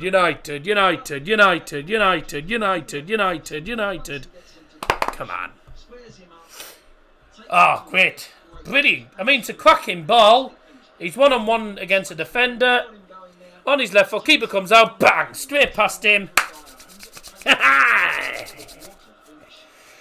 Straight past him, bang, 2-0, and that's going to be us heading up. Bayern's Liga. To be honest, the way the things are going in the Premier League's becoming, Man City are becoming Bayern at the minute, aren't they? Just winning the league all the time. So, I'll have a look at the table for you here. You are cock.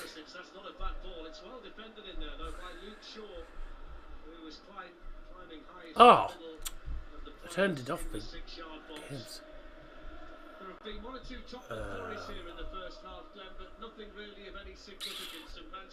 How do I get the table up?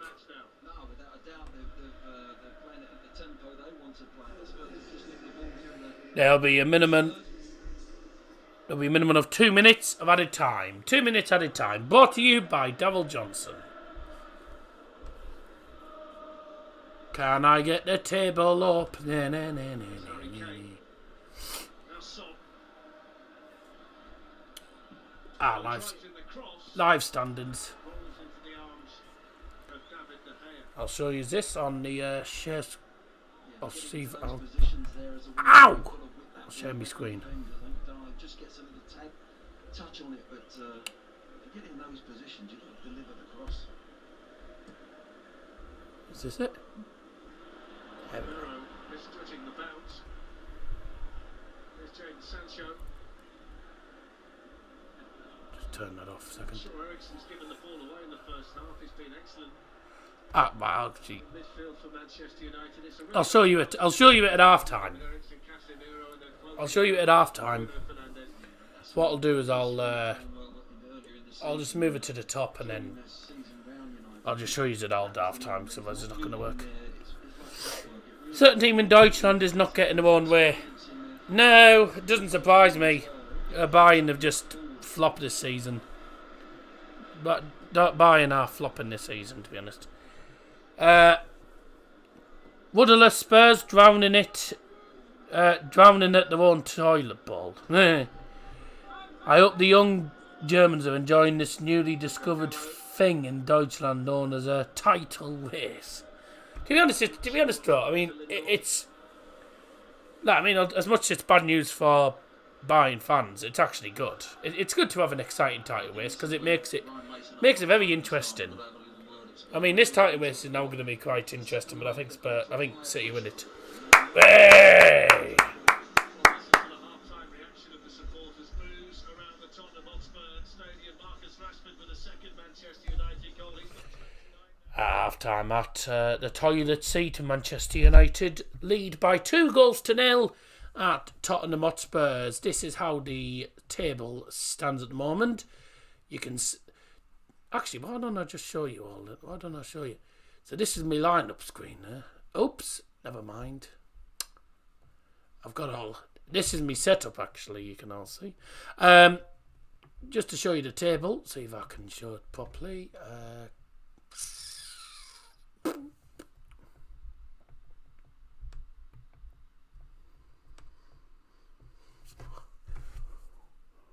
Can't really see it very well, can you? No way of zooming in.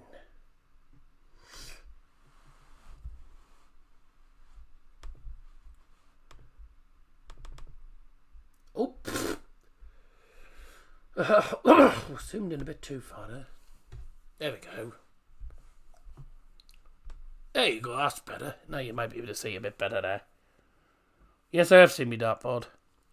See if I can see it properly on the screen here.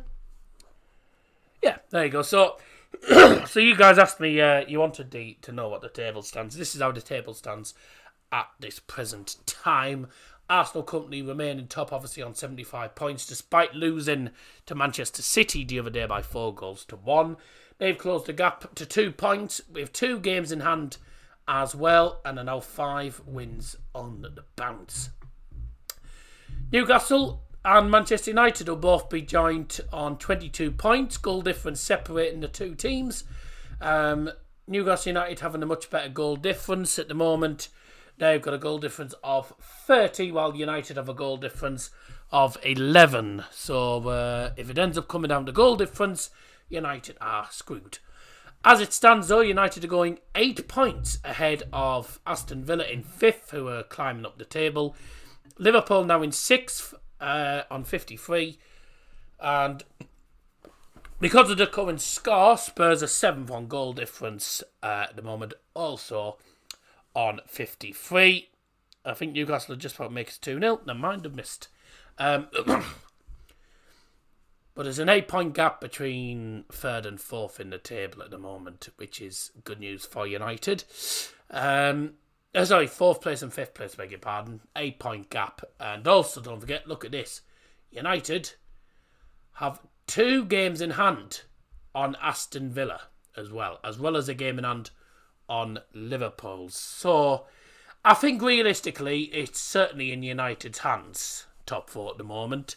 But of course, you never know. You never know with the Premier League. it can change in the blink of an eye. Brighton still climbing up the table at the moment. They're doing well. They're currently in 8th place in the table at the moment. They're on 49 points. They're only 4 points off the European spot. Just to let you know that now, because United won the Carabao Cup, it means now that 6th place is Europa League and 7th is now the Conference League. So 7th place onwards gets you European football. Why are Liverpool awful? Yeah, Liverpool are cack, mate. That's all I'm going to say. I don't know what's happened to them this season. Brentford still climbing up the table. They're doing really, really well, aren't they? Fulham 10th. Chelsea down in 11th. I can't believe that I'm seeing that. Look, Chelsea, 39 points. 39 points out of a possible 96. That is not... I mean, that's literally... Well, that's just over a third of the way. And the worrying thing for them as well, by the way, is Chelsea... Oh, sorry, Chelsea on 39, aren't they? Yeah, Chelsea on 39. Chelsea are only 10 points ahead of the relegation zone. So they're not mathematically safe, unbelievably, at the minute. The bottom three, the bottom half of the table looks like this. Currently Southampton on 24 points. Losing to Bournemouth would be a catastrophe for them. Currently Everton are losing to Newcastle. Leicester managed to get a draw against Leeds. Big result for them. Only 1 point separating them now. Leeds and Forest both on 30 points, just ahead of Leicester on 29. West Ham currently on 34. Bournemouth heading up to 36 points as it stands. And the worrying thing for Chelsea, they're only 3 points off them. So, you know what's funny is I have a feeling that this way, Chelsea... It wouldn't surprise me. What's Chelsea's remaining games? Let's have a look on here. Let's have a look. What's Chelsea's remaining games? We just checked it. The stream's still fine. Yeah. Let's have a look at just have a look here. So Chelsea's remaining games. Let's have a look. What's that got to do with Chelsea? Oh, Chelsea women's. That's why. I was gonna say. What's Chelsea's remaining games? Let's have a look here. I'll get to your comments in a moment, by the way, everyone. So let's have a look here. What's their remaining fixtures? They have got some bloody tough fixtures coming up.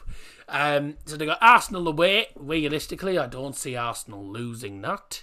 So I can't see them getting anything there. So you might as well say no points. Bournemouth could end up being... I mean, to be honest, the way Bournemouth are looking at the minute, I think Bournemouth could end up getting a draw, against them. So you could say probably a point there. Forest at home, they will have to win that. They should win that, 3 points surely. Chelsea, nil Pratt. United, naffall. Chelsea and Newcastle at home, nothing. If they're lucky, I can see them getting 4 points out of the remaining 6 games, which are really, really poor. Which, by Chelsea standards, is diabolical.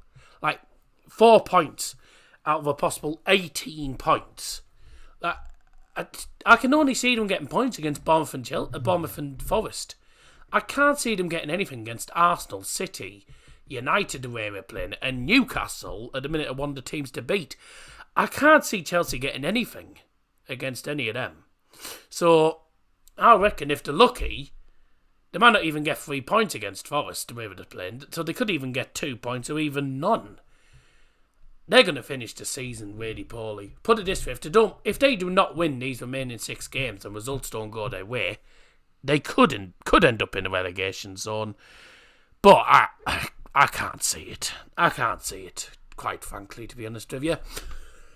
Let's have a look at United's remaining fixtures as well. So obviously we haven't got remaining fixtures are realistically games that we should win, but not exactly straightforward, are they? United's remaining fixtures, obviously Aston Villa at home on Sunday. Just to let you know, regarding that, I will not be streaming that game on Sunday. I will be actually streaming the buying game. because Bayern, I think, are on Sky Sports on Sunday as they take on Hertha Berlin. And I'll tell you why I'm doing the Bayern game. It's because, one, it's on Sky Sports, and two, the United game is not televised.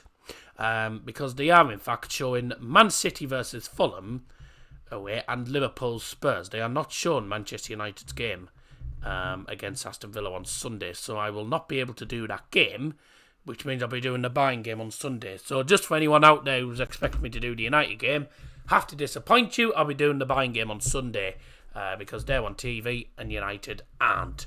Why, I don't know. I don't understand why they're not televised, because it's fourth versus fifth. Like, actually, did I put fifth place Spurs in the thing? What an idiot. It's fourth versus fifth in the table. Like, how on earth are they not showing fourth versus fifth? You know. I don't understand it. But United's remaining games anyway. Aston Villa at home, won't be easy. Brighton away, bit of a bogey ground for us. West Ham away, really a game we should win, but West Ham are starting to pick up one or two results. Wolves at home, they always seem to be a bit of a bogey team for us as well. Bournemouth away, should be a win. We should win at Bournemouth. Chelsea at home we should win, and then Fulham at home, possible banana skins. I mean, we haven't got a particularly easy one in. 3 o'clock kickoff apparently it won't be a 3 o'clock kickoff for the FA Cup final. It never is.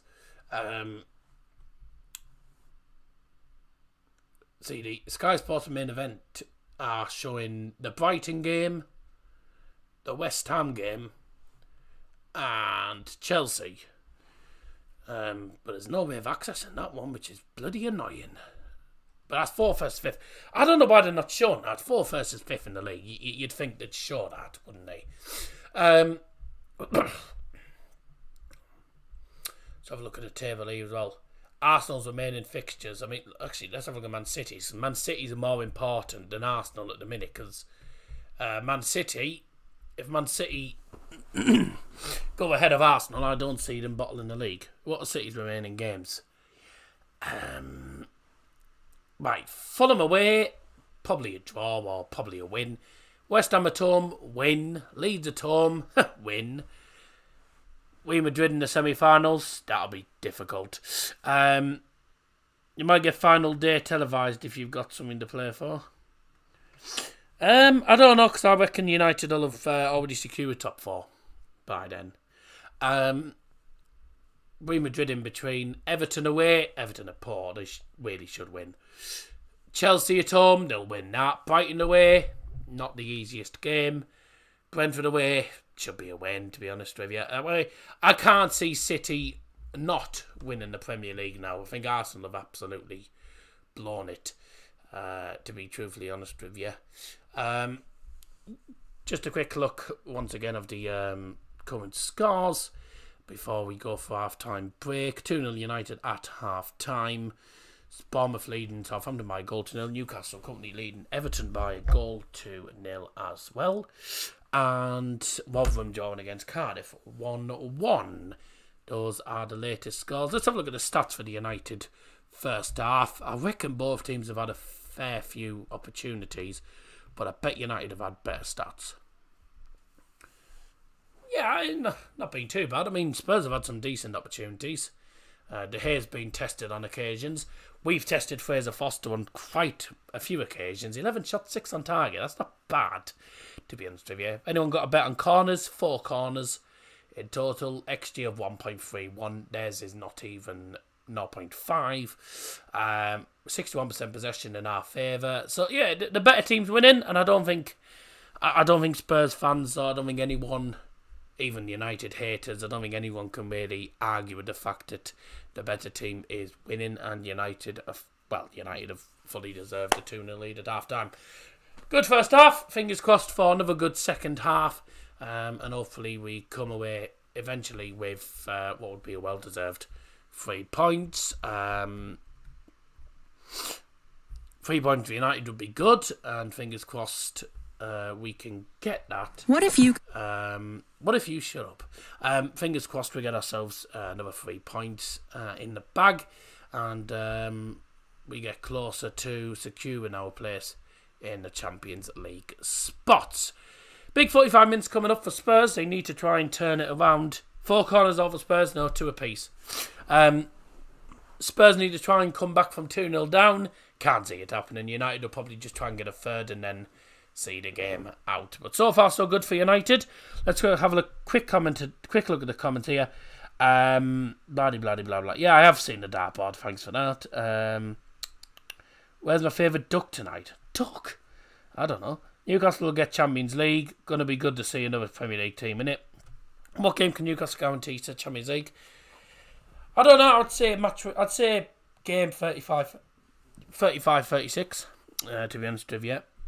Do you hate Newcastle because Newcastle hate Sunderland more than Middlesbrough? Now, both have always had a bigger rivalry with Newcastle. That's why. Geordie time wasting now. Yeah, shock. Why Chelsea so down? Because they're terrible. Brighton getting conference and Villa getting Europe. No spuds in Europe. Geordie's time wasting in the 60th minute. Leicester have a better form than Chelsea. Chelsea are going down. If West Ham win the Conference League, there are 8 European spots. They auto-qualify for the Europa League in that scenario. Those fixtures see you in the Championship. Things on about Chelsea. I was going to go for the half-time break. We're not going to get a chance because the players are coming out for the second half. We've had a decent look at the table and stuff at half-time. There's a Saturday 3 o'clock kickoff that's televised in May. Well, I don't know about that, but okay. You may get final day televised if you've got something to play for, which I think United won't. To be honest, I think we'll probably secure a top 4. We're not going to be in the title race anyway. We've had it. Title race wise, that's not going to happen. And yeah, players are back out.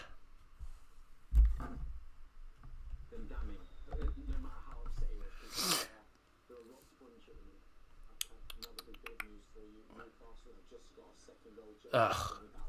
2-0 Newcastle. Ugh.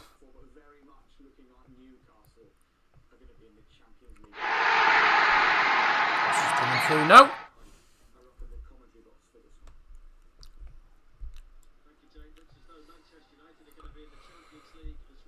2-0 then. I haven't seen it, but yeah, Newcastle are doing well. Newcastle, Sunderland are bigger rivals. Yes, but both have a bigger rivalry with Newcastle and Sunderland, apparently. I don't like either, to be honest. Second half underway, ladies and gentlemen. Hope you enjoyed that half-time break, which you didn't get. Ow! Would the famous Daddy do it? No, get Just Eat delivery in Middlesbrough. No, I don't know. We've had Uber Eats before, but normally if we're just going to get something, we normally go and pick it up. Because by the time the food gets to us, it's normally it's not normally hot. It's normally just going cold. Corner for Spurs early on in the second half.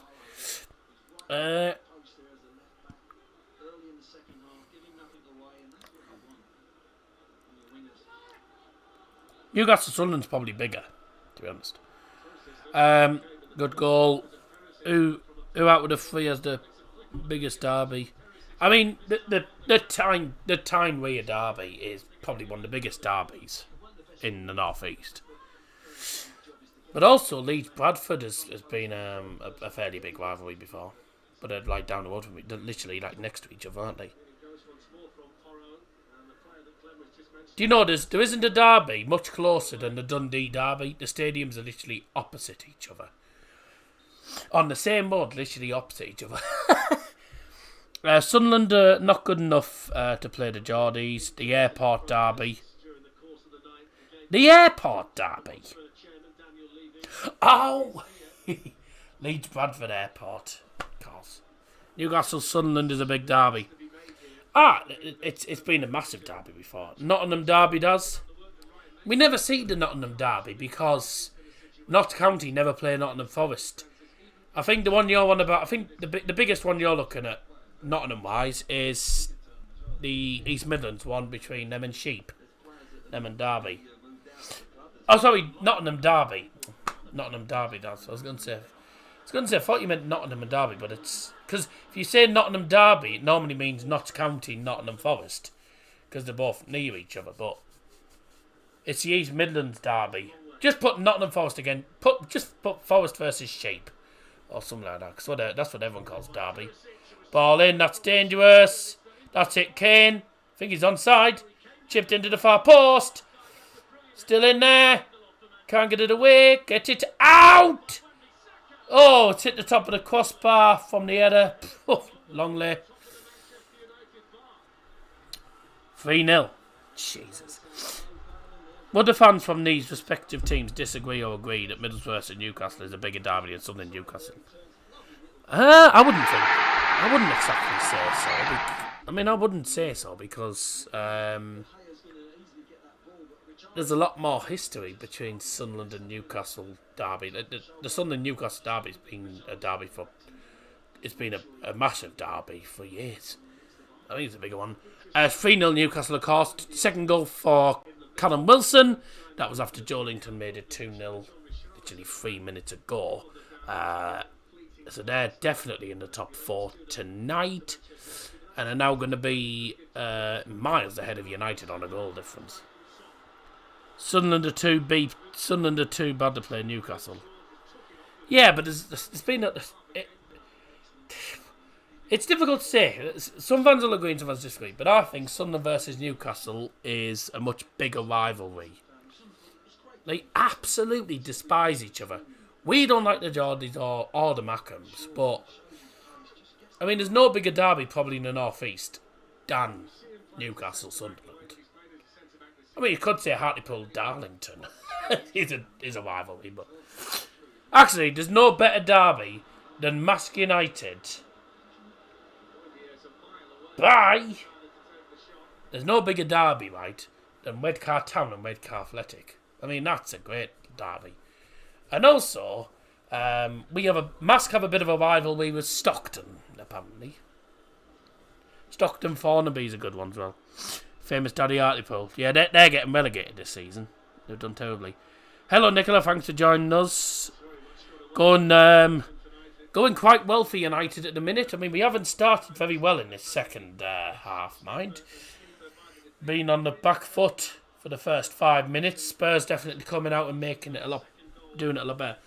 Mask Gisper's, yeah, I don't know the full. I mean, I've only supported Mask for a couple of years. I don't know the full, like the full. I don't know the history between them and Gisborough. Mask and Gisborough has apparently been a rivalry for years, but I don't know the full story of it. Mask Gisborough is a big rivalry, but I don't know. I don't know the full story of it. I only started going to Mask games in 2019. That was only because Joe Willett said I should go to a Mask game. Went to a Mask game, and then since then I've been doing vlogs. I mean, I've had a good relationship with them. Is Whitby Town versus Scar Athletic a derby? Oh yes, they absolutely hate each other, mate. They absolutely hate each other.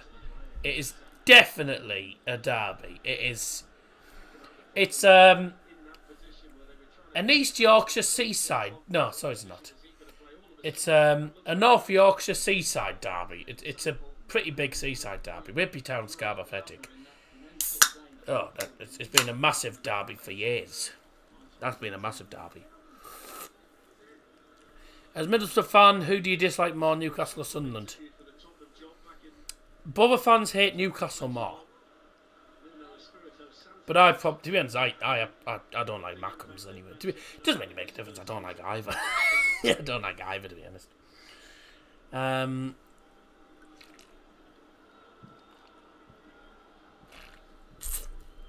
As we second half can. Up your nose!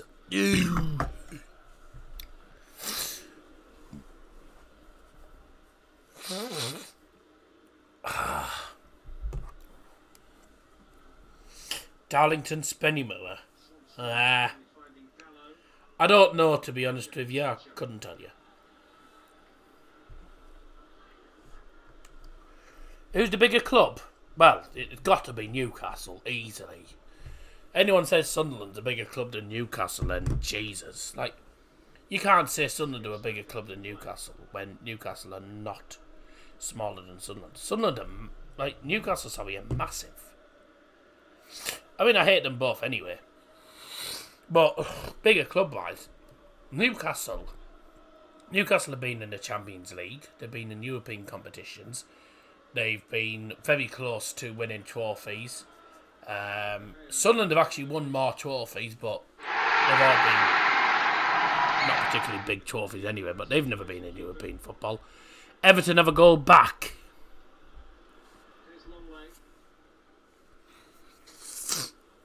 I bet that was fun when we beat them earlier this season. Everton goal scored by Dwight McNeil. So 3-1 now. Game on. Wembley, Wembley. We're the famous Man United and we're going to Wembley. Wembley, Wembley. We're the famous Man United and we're going to Wembley. Hamburg, St. Pauli. Blackburn Derby, best derbies I've watched over the last few days. Blackburn Burnley, yeah, that is quite a rivalry. That. See, the thing is, the Lancaster derbies are always big. 4-1 Newcastle now. Ugh, Jesus. Callum Wilson, is it? Get up, you diving clown. 4-1 by any chance? Literally straight after. There's a lot of Lancaster derbies though, but there isn't any derbies. I mean, there isn't a derby as unique and as enthralling as, of course, the Hamburg derby. Jacob Murphy, Jesus.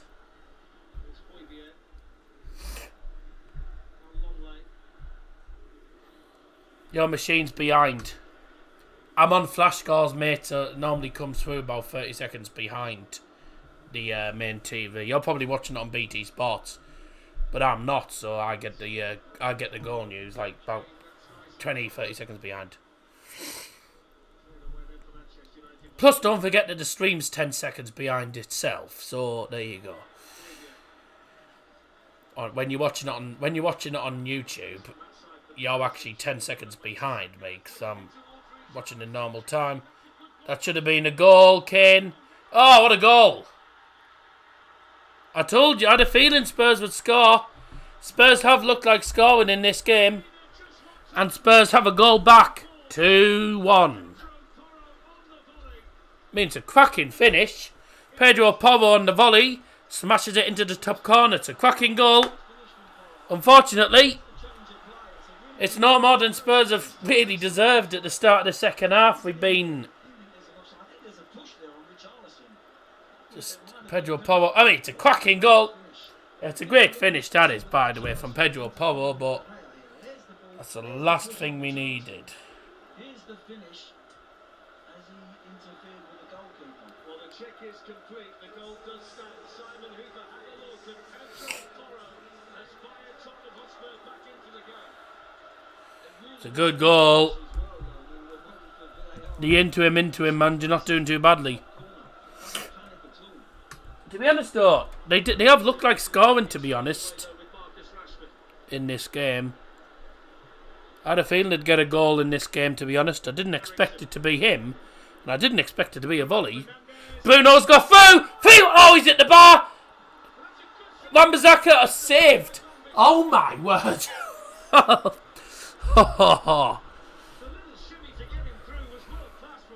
Brilliant from Bruno Fernandes. He gets the ball from Eriksson, just shimmies past him, straight through him. Oh my God, straight through the defender. He's shot, he hits it with too much power. Gets his foot underneath. Cannons off the crossbar. Wan-Bissaka tries to head it in, and it's cleared off the line. Woo-hoo-hoo. Should have been 3-1. Spurs' goal scored in the 56th minute from number 23, Pedro Porro. In the box from Ericsson, punched away. Shoot, shoot, shoot. Ah. Tuba, Archer and Ramsey would have scored that. Yeah.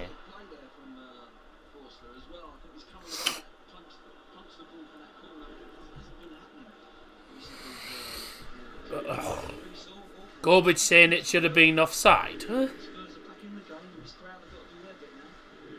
Oh, I don't know. I had a feeling this would be 2-1. I had a feeling this wouldn't be an easy one. Have you used the Archer team of the week yet? In squad battles, yeah. He's, I play, depending on what team it is, I'll play on world class or legendary. If it's a low rated team, I'll play on legendary, but it's either world class or legendary, and he's quite good. Archer's good. £800 Dyson headphones. No. I got these headphones. These headphones and look quite nice. I got these headphones for £4 in a charity shop. I mean, to be honest, I don't know what. I mean, they're not really a specific make, but you got them from anywhere else, and you'd probably look about £10 at least. So £4 not bad, and they work alright. They're not bad. Also got noise compression as well. Would the famous daddy let you get a Watty? What the hell's that? I wouldn't be paying £800 for it. Oh! Southampton have equalised. Big goal. That's a big goal. Right in the last minute. Che Adams. Big goal for Southampton, that is. Watty is a watch filer. Right. I doubt it.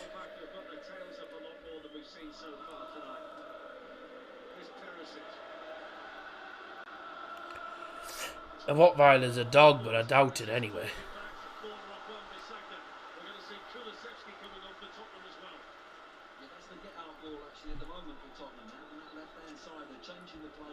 Nah. Nah. Have you seen my headphone message I got an ad? Have you seen my headphone? I got headphones free with my phone, they're actually not bad either. Oh yeah, you do sometimes get headphones with the iPhones, but you want proper ones you can put on your lugs. I tell you what, won't surprise me if the way things are going, Spurs look like getting an equaliser here. Yeah, can't cope with them sort of dogs. I like dogs, but I wouldn't be able to do that. Substitutions brought to you by Dowell Johnson. For starters, sorry. Saints goals disallowed. Substitutions brought to you by Dowell Johnson. First sub going off for Tottenham Hotspurs is number 9, Richarlison. And coming on is number 21, Dejan Kulusevski.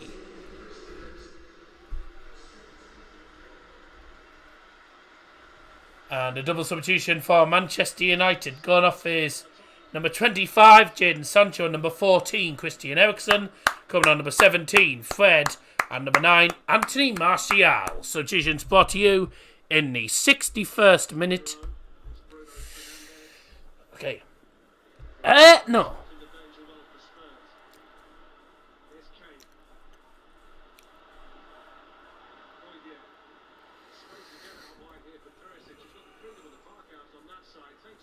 I don't know. Probably down. Dad's probably downstairs.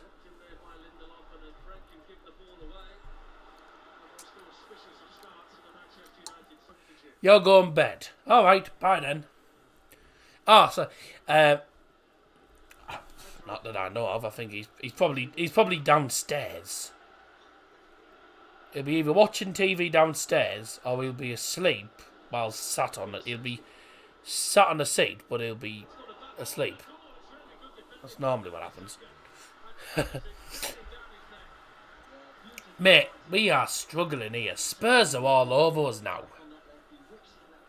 They're absolutely all over us. They've responded really well. And they've responded really well to going 2-0 down at half time. Spurs having their best spell of the match, spurred on by the goal by Pedro Porro. Spurs having a really good second half, looking for an equaliser, which they could get. Headed away, another volley towards goal, and it bounces and goes straight to Davide. If we did a test for you versus the famous daddy, gas exchange wise, whose reading would be higher? I'm saying you. I'm saying who cares? 5-1. Oh my god. Get ready for it. Bye for now, doll. See you in a moment. Alright. See you in a bit, eh? Second half stats, we've had 3 shots to target, they've had 5. We should have made it 3-1. Bruno should have bloody scored that chance. I don't know how we didn't score. 5-1 Newcastle. That is 11 goals in 2 matches now. That's ridiculous form. It's absolutely ridiculous form. 11 goals in 2 matches. That's Fabian Schär. How bad of Everton? Oh, I now won't hear the end of it in form tomorrow from the Newcastle fans, so sits behind me. Oh, such shame. The people I work with are Borough fans. I get the feeling that United have probably slowed this game down now. They're getting through the next 5 minutes. Spurs have had a guard them and I just want to quell it. Runs into Luke Shaw, no foul, Kane's down. Anthony Taylor is happy with the challenge.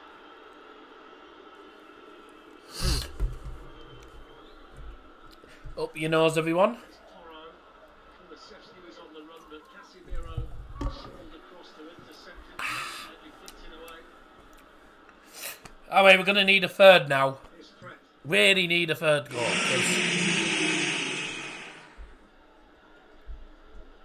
Why?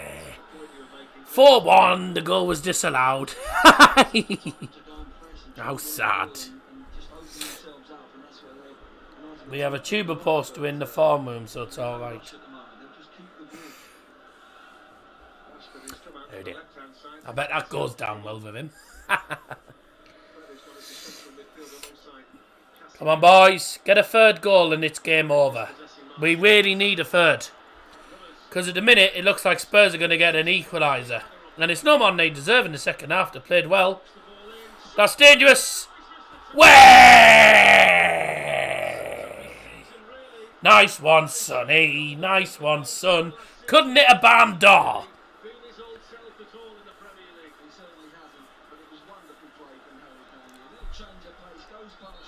Couldn't hit a barn door. He has to score that. Son just smashed it with. Bye! Whoop! Oh, bye! Ryan Mason can't believe it. I don't think Son can believe he's missed that. The stadium can't believe it. But the Spurs are really getting spurred on.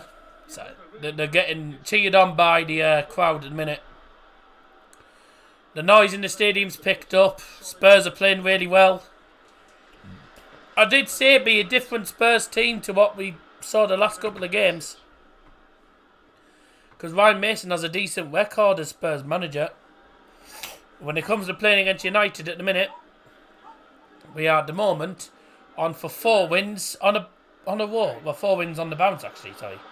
Against them. Never mind, Kulusevski has missed. Hey! Now it did not go out for a corner. Stop mourning, go make meatballs. Go make meatballs.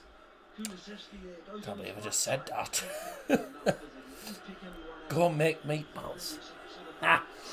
He's a Philadelphia Eagles fan, so he got stuff off. So he got stuff after losing the Super Bowl, even though I don't care about American football. I don't even know who watches American football. Garbage. Well, United have really switched off in this second half. Got to do better in the next couple of minutes. I can understand why it's Full time. Bournemouth win at Southampton thanks to a goal disallowed late on. Then again, Bournemouth had a goal disallowed in the first half. So that's 3 points for Bournemouth. It's going to be 3 points for Newcastle. 1-1 between Rotherham and Cardiff. It's rugby with no exercise. Yeah.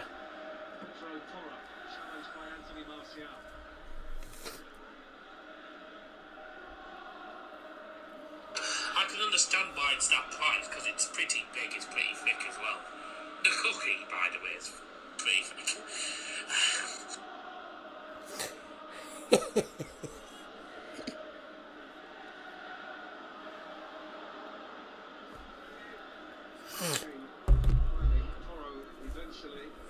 There's not many that's joined. Not many have joined tonight, but thanks to those who have done.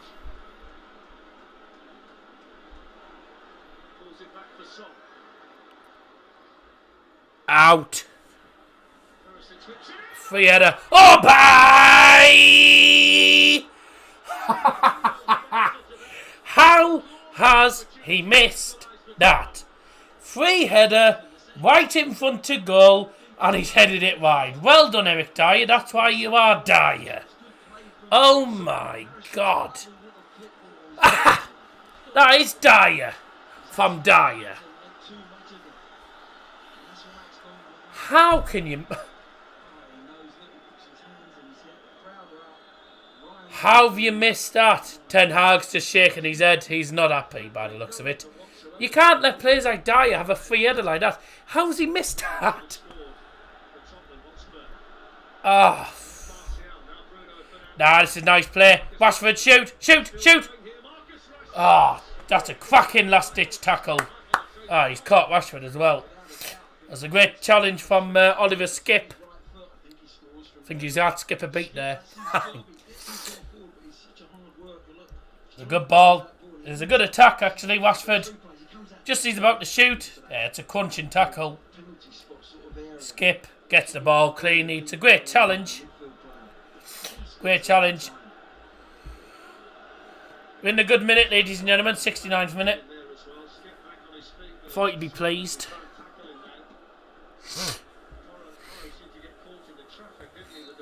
I mean, if anything, Spurs should be back in the game. They really should be back in the game at 2-2.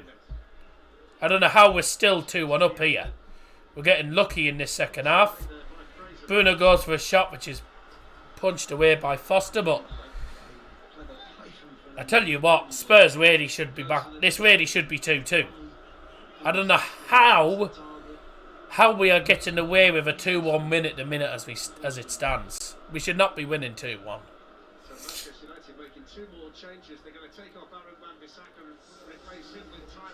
Oh. Substitutions brought to you by Darryl Johnson for Manchester United. Going off is number 29, Alan Wan-Bissaka. Coming on number 12, Tyrell Malacia. And also going off is number 21, Anthony. And coming on number 27, Wout Weghorst.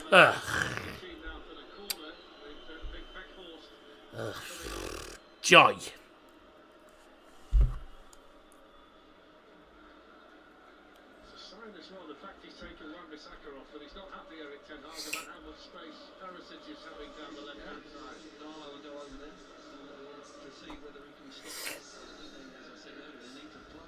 Just send a message to Liam and the lads saying Weghorst coming on. Joy. He can't even win a header. Come on. Go on, Rashford, have a go. Have a shot.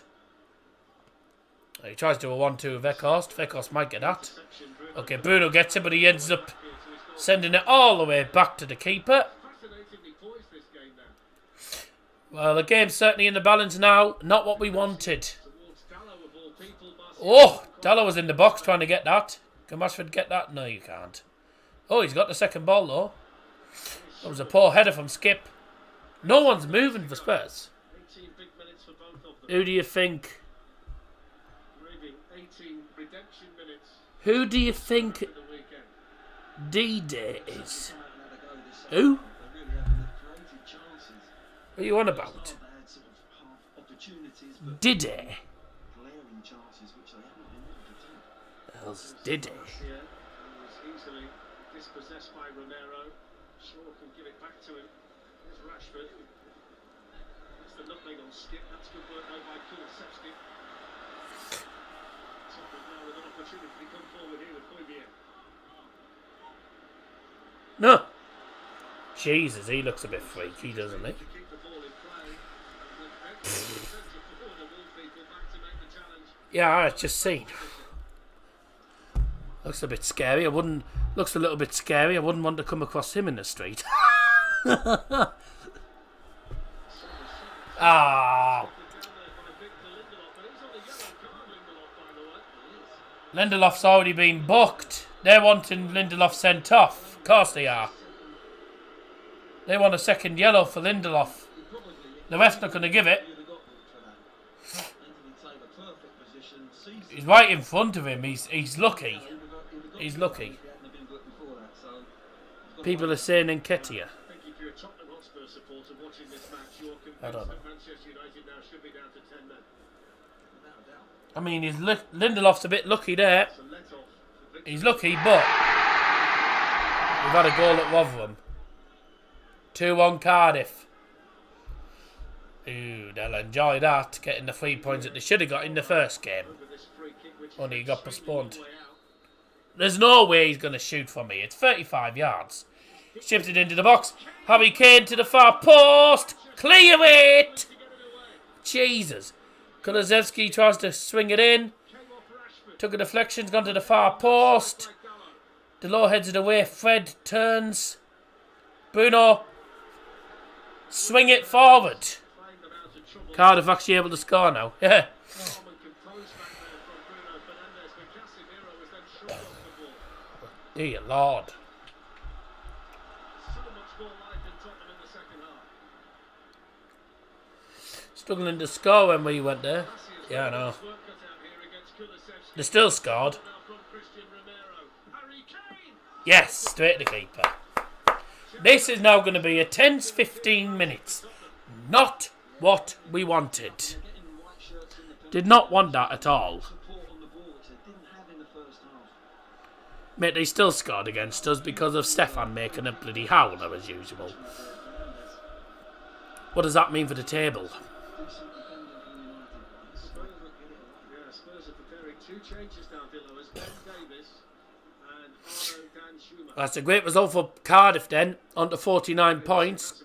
They go 3 points ahead of Rotherham. Southampton, he was on the bench at Newcastle Uh, over the weekend. Dan Schumacher's got a goal recently. So Cardiff are now 6 points ahead of the relegation zone, which I think means... Hang on a sec. Goal difference, minus 13. Red-ins, minus 20. Right, well, Cardiff are staying up. Cardiff are staying up then. Because, yeah, I think Cardiff are safe. Cardiff are staying up then. Rotherham aren't safe though.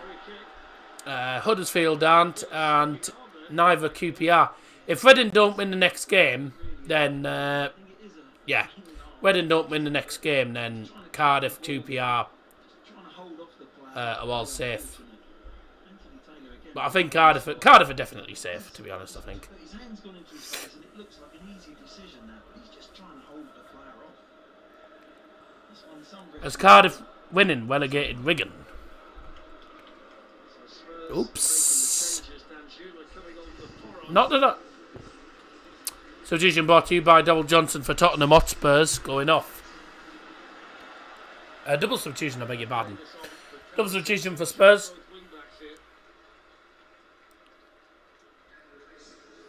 Going off.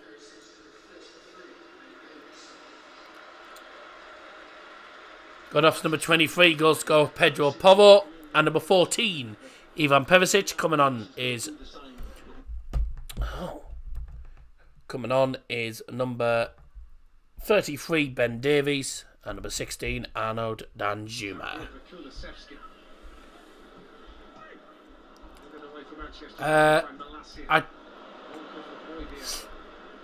Let me have a look. Live standings.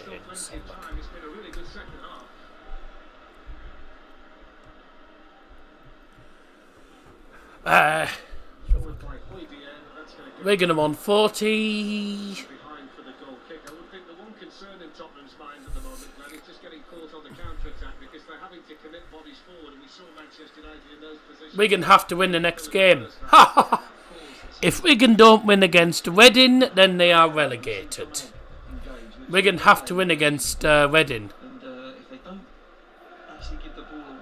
And that's actually a game that could, put it this way, if that ends as a draw for Wigan and Reading, and Huddersfield win, yeah, if Huddersfield and Rotherham both win, and Reading v Wigan ends up being a draw, then I think they're all down. Wigan versus Reading's going to be a bloody relegation scrap. I mean, if that ends up, whoever loses that is going down. Simple as that. But no, it's not relegated Wigan. If Wigan don't win at Reading, then they're down, and I think Reading will most likely be down anyway. Rotherham won't win. Who's Rotherham up against?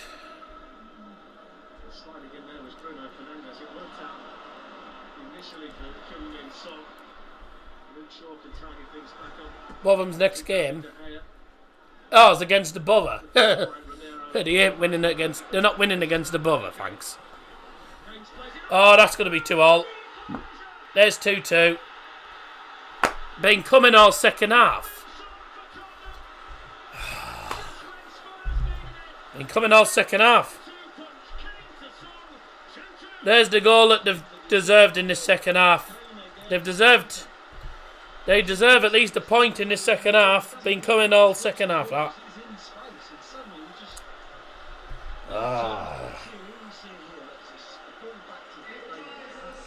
Been coming all second half, that has.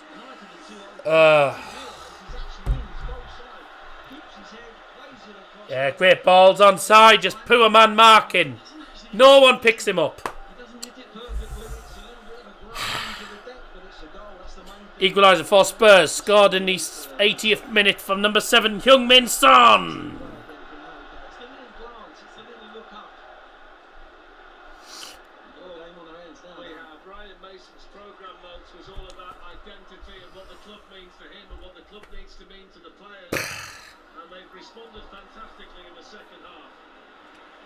Lose 6-1 against 4th, then go and equalise against 4th. What a strange football team. Mate, you can blame United's defence because we haven't been good enough in this second half. We've not been good enough second half.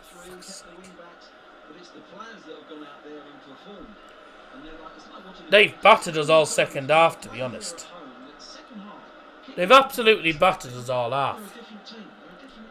To be honest, they'll go and win it now. I don't understand how they can't start like that. So one of these teams now has 10 minutes to win it. And it looked like a landslide for Manchester United at half-time. To be honest, it wouldn't surprise me if Spurs went on and won it. Although, we could get a goal here, Fred. Come on, that's better. We haven't really been at it second half. We've gone in 2-0 up at half-time and the players have thought the job's done. Needed a third goal. And now look at us. We're at risk of dropping 2 points or even losing the match now. Corner in. Miles away from Lindelof. Malacia.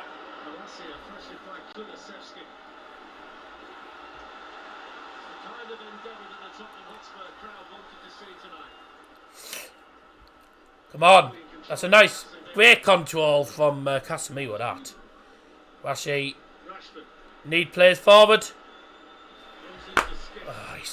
tried to take it alone there. Tried to do it on his own. He wasn't going to skip past Skip.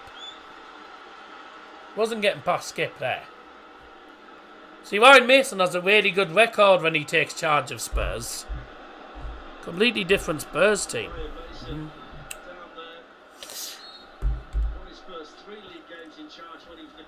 I mean, a point's not the worst thing in the world because we're still miles ahead in the. We're still miles ahead. I mean, we're still 6 points ahead of. I mean, they move up to fifth. Sorry, we're still 6 points ahead, and we still have 2 games in hand, and our next game's against Villa, which won't be easy. But that's not what we wanted. We wanted 3 points here.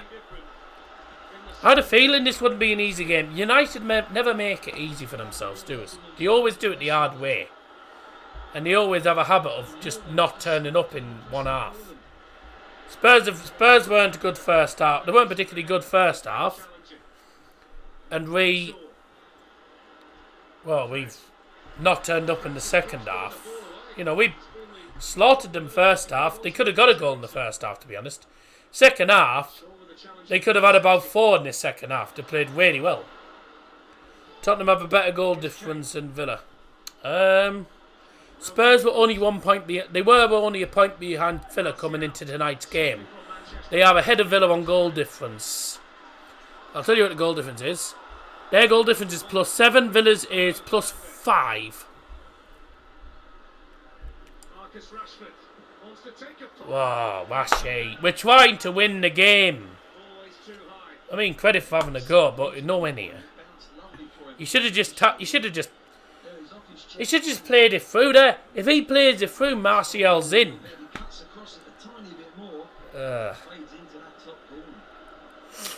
If he just plays it through, Martial has an easy opportunity.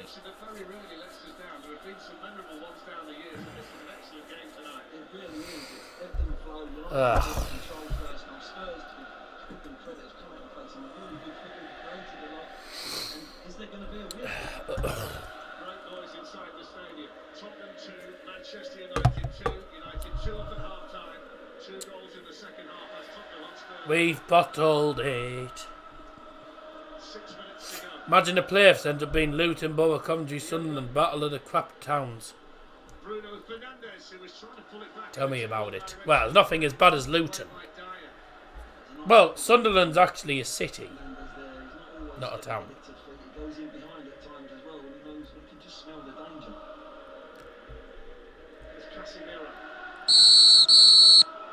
Oh, Jesus. Scared the crap out of me, that did. Finished 2-1 Cardiff, so good night. Yeah.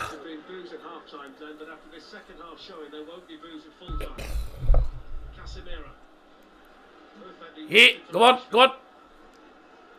Go on, Tony. Where?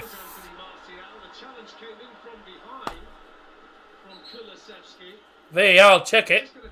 VAR will check. They're called Coventry City. Coventry, I don't know if Coventry is a city, but yeah, I don't think Coventry is actually a city. However, Sunderland is a city.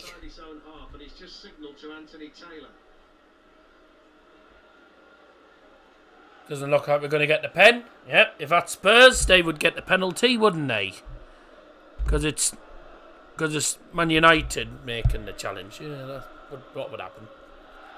Make sure you're with us at the weekend. We've got a London derby between Crystal Palace and West Ham. Teams who still need points to make sure they play in the Premier League. Well, while Harry Kane's down, let me go and have a look at that replay. I don't know. It might be a pen. It might not be. We'll have a look here. Let's have a look. He gets the ball. Did he get the ball? Yeah, he gets the ball. Yeah. That's not a pen. Fair enough. Yeah, that's not a pen. It looked like a pen at first, but he's got the ball, so fair enough.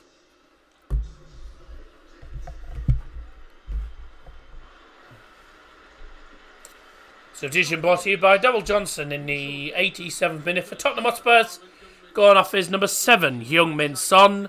Going on number 25, Tanganga. Now, without doubt, his work rate was there, and he wants to do so well. You can see that he's just off it, isn't it? But he's managed to get his goal, and that just might turn his corner. Tanganga on to make his 50th appearance for Tottenham. Harry Kane back on the field as well. Into the final Take 3 flash minutes cars off. of normal time.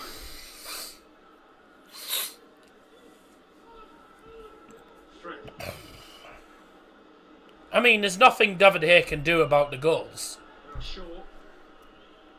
I mean, the first goal was a cracking volley in the top corner. I mean, no keeper saves that.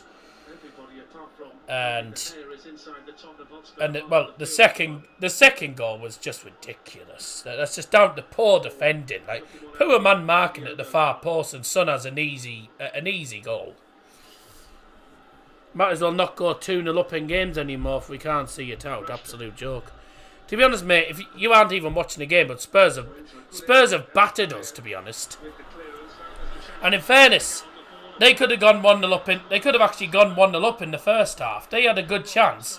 We just went down the other end and scored on the counter attack. Really, you know. Sorry, that was the second goal. It could have been 1-1 at half time. We just went down the other end and Rashford scored for 2-0. So, to be honest, they had a free header which Eric Dyer missed.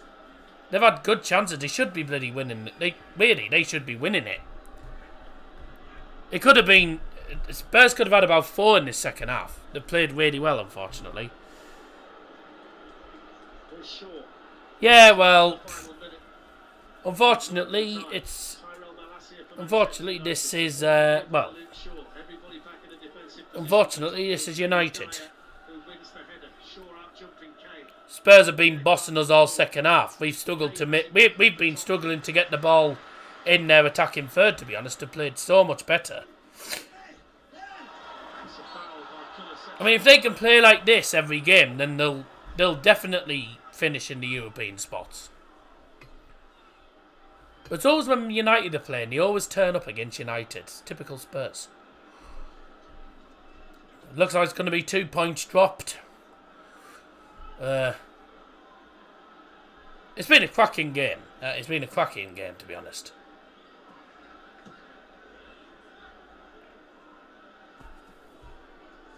The glory derby. Eric Dyer across there. His touch was a Manchester United touch. That's a goal kick to Spurs. This is the couldn't beat Borough derby and the glory derby.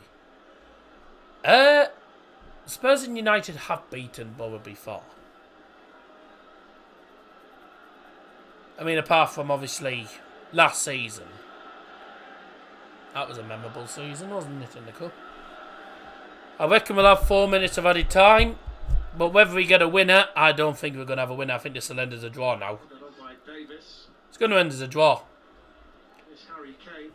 There will be a minimum of 4 minutes of added time. A minimum of 4 minutes of added time. Brought to you by Double Johnson. Teams find the winning goal. Here's Casemiro for Manchester On. United. Bruno Fernandes to Malacia. Too well. Now Rashford. Overlap. Washi, look! Oh, he's offside. Anthony Martial. It's all very If he's onside, I'd be surprised there. box. Malacia's Corner. cross, that's been Onside, offside. Manchester United corner off Tanganga. Oh, onside. Corner. Okay. No. Here we go again. Here I go again on my own. Silent. Nervous moments Here I go again on my So hard own. to fight back.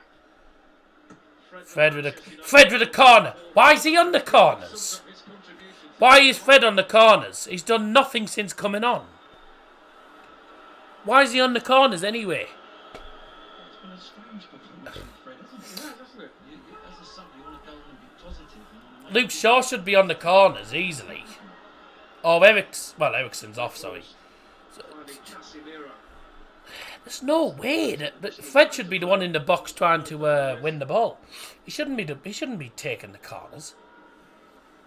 Casemiro floats one out to Rashford. Oh, what was that? Such a tame pass from Washi. Tanganga runs him out of play. What about the player of the match match, Glenn. We need to do that. It's not an easy choice tonight. It's not an easy one. There's some good performances from United first half. To be honest, we don't really look like losing now. I think his passing ability. But Spurs have played really, really well in the second half. And in fairness, they've probably deserved a point. They have deserved a point. Playing as a second striker. I was saying on a few occasions in the second half, right? How on earth have Spurs not got themselves back into the game? This was what I was saying earlier on. How have Spurs not got themselves back in the game? Harry Kane's got man of the match. In the second half, particularly when you bear in mind what happened to them at Newcastle on Sunday. Anthony Martial. Now Fred. Oh, make something of it.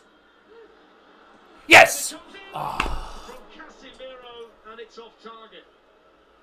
He is dangerous in the air, Casemiro, and he's chose the time to go. And you haven't seen him in the penalty area all day.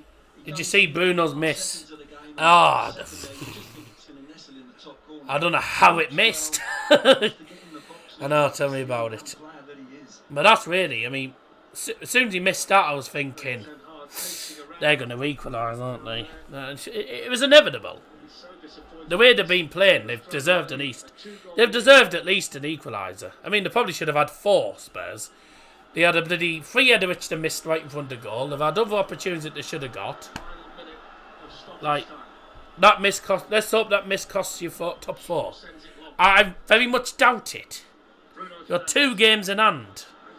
We've got 2 games in hand on the teams below, mate. I can't see that. It won't cost us top 4. I can't see it. Come on! It won't cost us top 4. I can't see it. Got some hard games coming up. Yeah, but don't forget we got 2 games in hand on. I mean, we got Aston Villa. We beat Aston Villa. We've still got 2 games in hand on them. So, you know.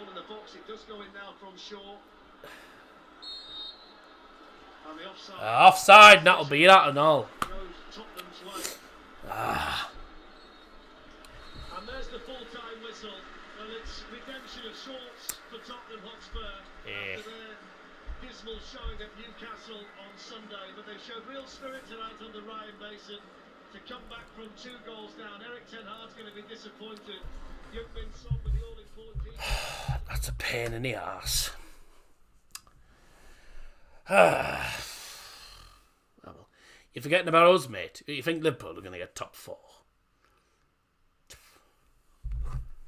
If you do, fair enough, but I'd be surprised.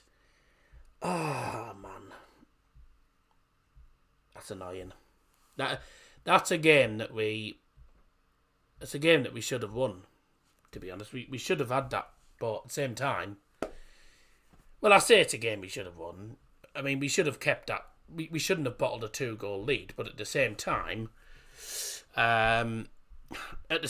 Spurs deserved at least a point. They were brilliant in the second half. Second half stats, I think Spurs had probably more shots than we did. Certainly had loads of chances. Oh yeah, battered us in the second half, completely the other way around. So the first half was 6 shots to them and 11 to us. Second half, 12 shots to them, 6 for us. So, game of 2 halves. We dominated them in the first half. They battered us in the second half. XG-wise, both teams, 2 goals expected. So, probably a fair result, in fairness. But, well, very annoying to drop 2 points to mine, but, well, you can't really complain, can you? Because, I mean, you couldn't complain about the fact that Spurs got an equaliser, because, in fairness, they deserved at least an equaliser in that game. Certainly, well, in the second half, because the second half, they could have had about 4 goals. They were all over us. So, in fairness, we didn't really look like winning it in that second half, other than the Bruno chance that we missed, and then, obviously, we conceded goals after that. But since they equalised at 2-2, it just had the makings of a draw written all over it. I mean, neither team really looked like winning it towards the end. So I think Spurs will be the happy of the 2 teams, but suppose on the positive note, it's a point away from home. But it's one of those things. Wayne Mason always has a good record, though, when he's in charge of Spurs. So it's frustrating one for us. Obviously, dropping 2 points from a 2-0 lead, bottling a 2-goal lead. But couldn't have any complaints about Spurs getting back into the game because they fully deserved a point at least. So, well, on to the next game against Aston Villa, and that won't be easy. But fingers crossed they get her 3 points. A quick reminder, by the way, that I will be streaming the buying game on Sunday against Hertha, not the United versus Villa game. Quite simply, because United versus Villa is not televised. United Villa is not televised. Instead, they're shown Fulham versus Oil Club. So, buying them on TV, United aren't. So, I'll be doing the buying game, but I'll be obviously keeping tabs on the United game as well. The United game kicks off at 2 o'clock. So, I'll be live from 2 o'clock on Sunday for that. I'll be live from 2 o'clock on Sunday for the buying game. And at the same time, I'll be keeping tabs on the United game from the start of the stream. Tough result, but not enough ruthlessness can always cost points. Credit to Spurs and whatever Mason said at half time. They certainly, whatever he said at half time, certainly made an impact because they came out and they bossed us for the entire second half. They were magnificent all second half. So really, we can't really argue. I can't complain with the fact that Spurs got an equaliser, and Spurs probably could have won it in that second half. They could have had 3 or 4 goals. And they could have had a goal in the first half. But 2-2, cracking game. I mean, you could class it as a possible classic for this season. Because it was a really, really good game. Great game to watch. Both teams had a really good game, to be honest. And just unfortunately for us, we didn't get ourselves the win that we required. Oh dear. I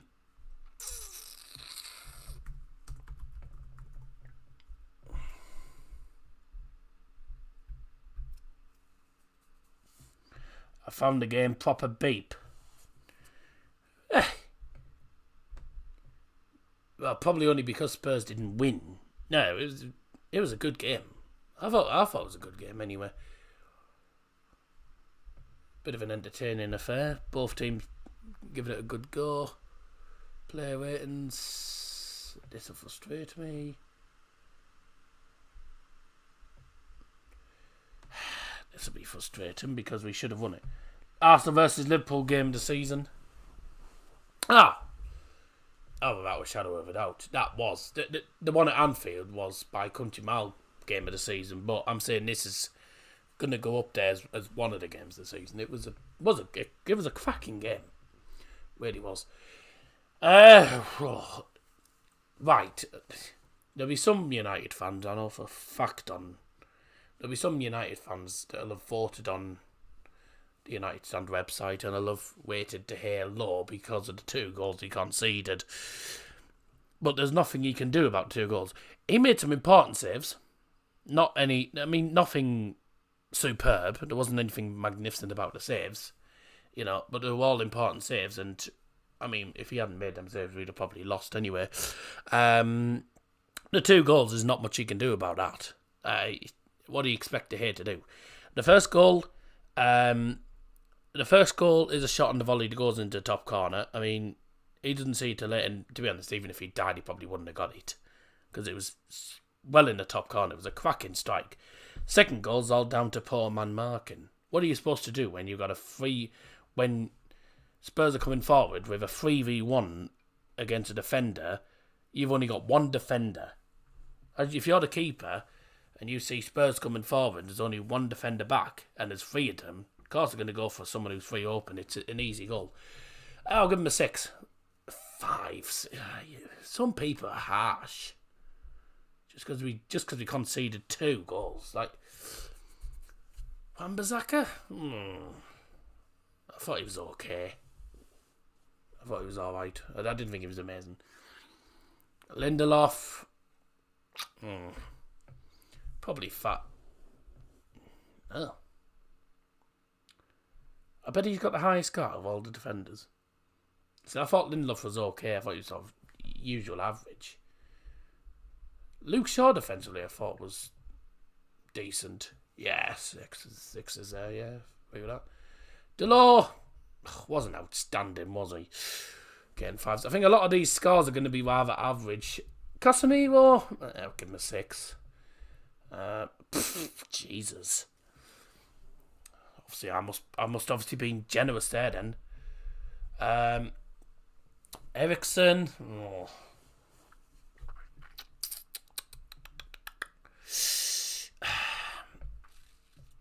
Wasn't amazing, was he? Yeah. Bruno. I mean, that miss. Apart from the miss, I thought he had I thought he had a fairly decent game. So I'll give him a 6. This is where it's going to be fun. Anthony had an okay game, but I didn't think he was outstanding. So I'll probably give him a 6 as well. Yeah. Sancho got himself a good goal. He played okay. 7. Rashford 7. Therefore, Fred might as well have not even been on the pitch. Oh dear. I'm being generous there then. Tony did nout really since coming on. Malacia, garbage. Vekhorst shouldn't even be at the club, to be honest. I don't know what he's doing here. But what's he got there? 3.8. Ten Hag.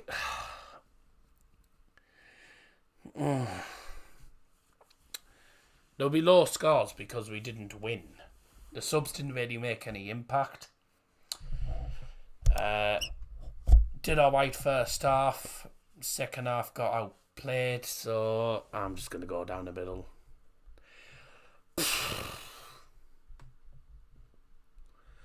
Wow. I mean, I'm going to give Sancho man the match. He was involved in most of it, to be honest. It was difficult to really pick a man the match, to be honest.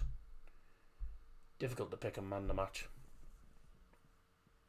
Shaw got man the match. Fair enough.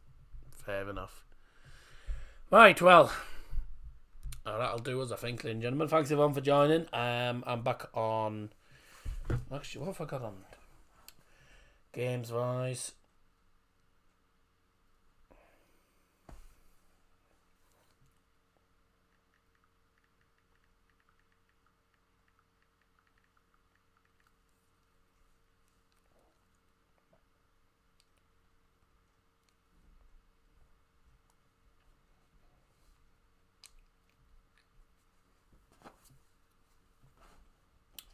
Oh, the under-21s are playing Spurs tomorrow.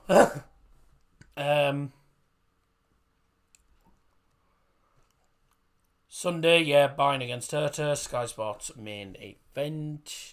Ugh, no Chupo. Oh dear. It's going to go well, isn't it? Because, I mean, Hertha are bottom. If Bayern do not beat Hertha, then just give Dortmund the title. Man United Villa. Hertha, wait, Bayern against Hertha. That's Sunday afternoon. So that's the next stream on the channel. Sunday afternoon. 2:00 start. Monday afternoon. I'm